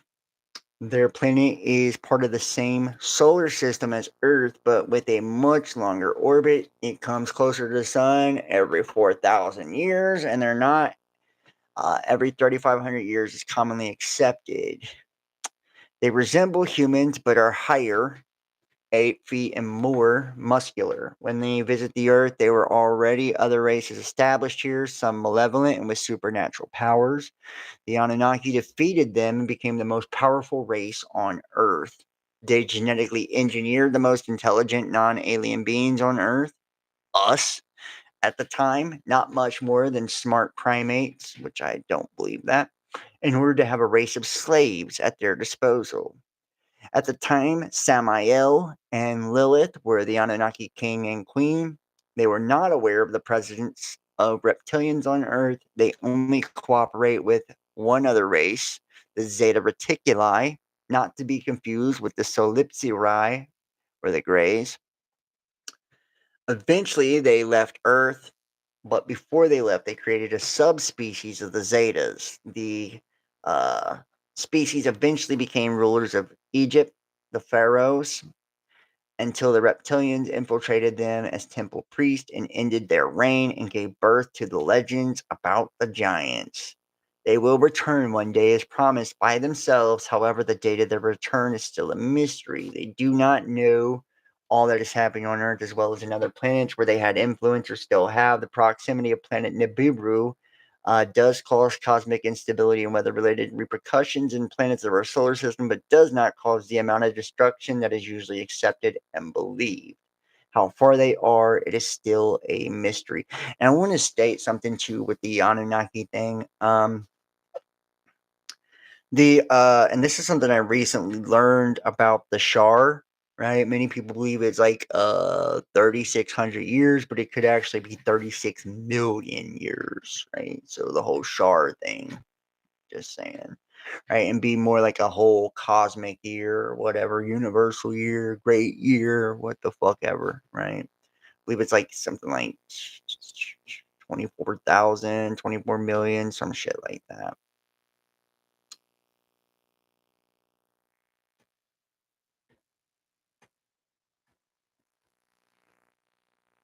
The reptilians, the most known and feared of the reptoid species. There are at least three. They have been permanently on Earth for over 15,000 years, confirmed, but the belief is that they have been here permanently or on or off for millions of years. They come from the constellation Draco. They have a presence in thousands of planets and have at least colonized 500 by means of infiltration within their leadership of each planet. Some, not all, of their members have the power to shapeshift as well as telepathic abilities. On Earth, they did not need to infiltrate human leadership with all the time that they often lived side by side with humans, most of them unaware, and lived our evolution, all aspects of it. They are considered one of the most technologically advanced species, but prefer to work in the shadows. using that as an advantage for their progress or plans or agenda. They can travel interdimensionally, most races can't, and some of their high ranking members also have the power to become invisible. To have that power, a reptilian must first be accepted in what they call the Draco, an elite group of reptilians. The reptilians from the Draco are infiltrated, or even more, the co-founders of the Illuminati. They have 3 main bases on Earth near the Bermuda Triangle, somewhere off the coast of Denmark and New Zealand. Some say that they will never leave, at least on their own. Here's the Zeta Reticuli, or aka the Shambhala. Often confused because of their appearance with races of the Mater and Solipsirae, the Greys. They come from the constellation Nets, and they're allies of the Anunnaki and cooperate with them in different planets. They're representatives of the Anunnaki on Earth and send them information about humans and the planet at least 25 times per year. The Anunnaki created a subspecies of the Zetas with the purpose of making them look more human-like, but leaving enough physical differences for humans to distinguish them. They become some of the pharaohs of Egypt. The most well-known was Akhenaten, who removed from power by reptilians. They infiltrated themselves into the court as temple priests. First reports of Zetas on Earth go back to 4000 AD, but the number is likely much higher. They were the first hybrids to be engineered by the Anunnaki, and the Zeta subspecies still exist on Earth and still at least 30% present, the same physical differences created in them. The sexual organs of the subspecies are in every aspect the same as that of a human. The Zetas still exist in Earth in both forms, the original and the hybrid subspecies. So, and I don't really have time to jump in it, but we will be getting into, in the next one here, Ahriman. This is the opposition god of Zoroaster. He's a technology destructive god, AI god. You see, the motherfucker looks quite a bit like Abraxas as well. Yada Baal, in my opinion, right? The lion-headed serpent, right? Who caused Pistis Sophia to look down, and she was captured, right? Devoured by him. So it's like, this is that same kind of story. These motherfuckers deceive us, they suck us in, they devour us, right? These are vampiric entities, right? Psychic or other way, you know. I'm going to end this one. I'm going to end this one. This is, tonight. We've been going for quite a while here. In the next one, we will be getting into it, and you'll see the technology gods, the god of technocracy.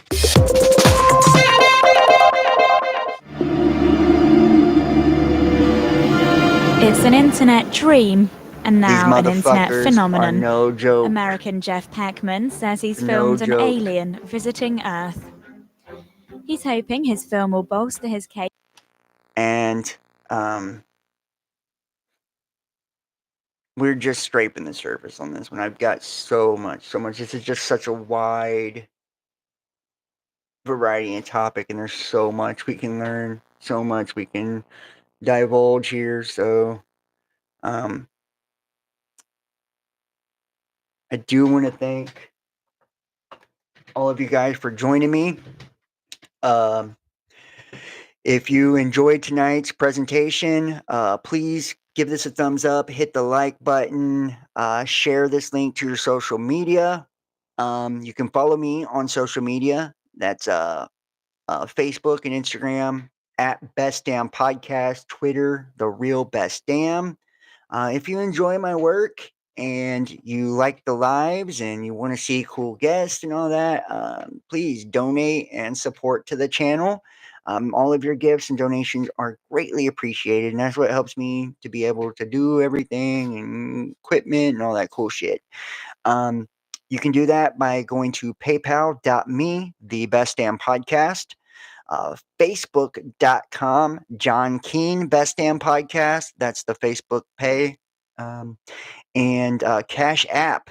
Best Damn Podcast for joining us over on Patreon, patreon.com, Best Damn Podcast Official. We're about $100 away from the monthly goal. So, every little bit helps. Thank you for those who do donate support. It is greatly appreciated. Please share the links to your social media. Please comment in the comment section. I don't know why the fuck this video didn't really go out there, but I think it's because I've had it up for so long, honestly. But I would love to hear your thoughts about these, the stuff that we talked about tonight. I hope you guys enjoyed it. Make sure to subscribe. Instagram or Best Damn Podcast Official and Best Damn Podcast. That's BDP2 and John Keen 33. That's just my name on the channel. TikTok, the Best Damn Podcast. And yeah, I think that's about it. All the links are in the description. Thank you guys so much for joining. I love all of you guys. I appreciate you. See you next time. Peace.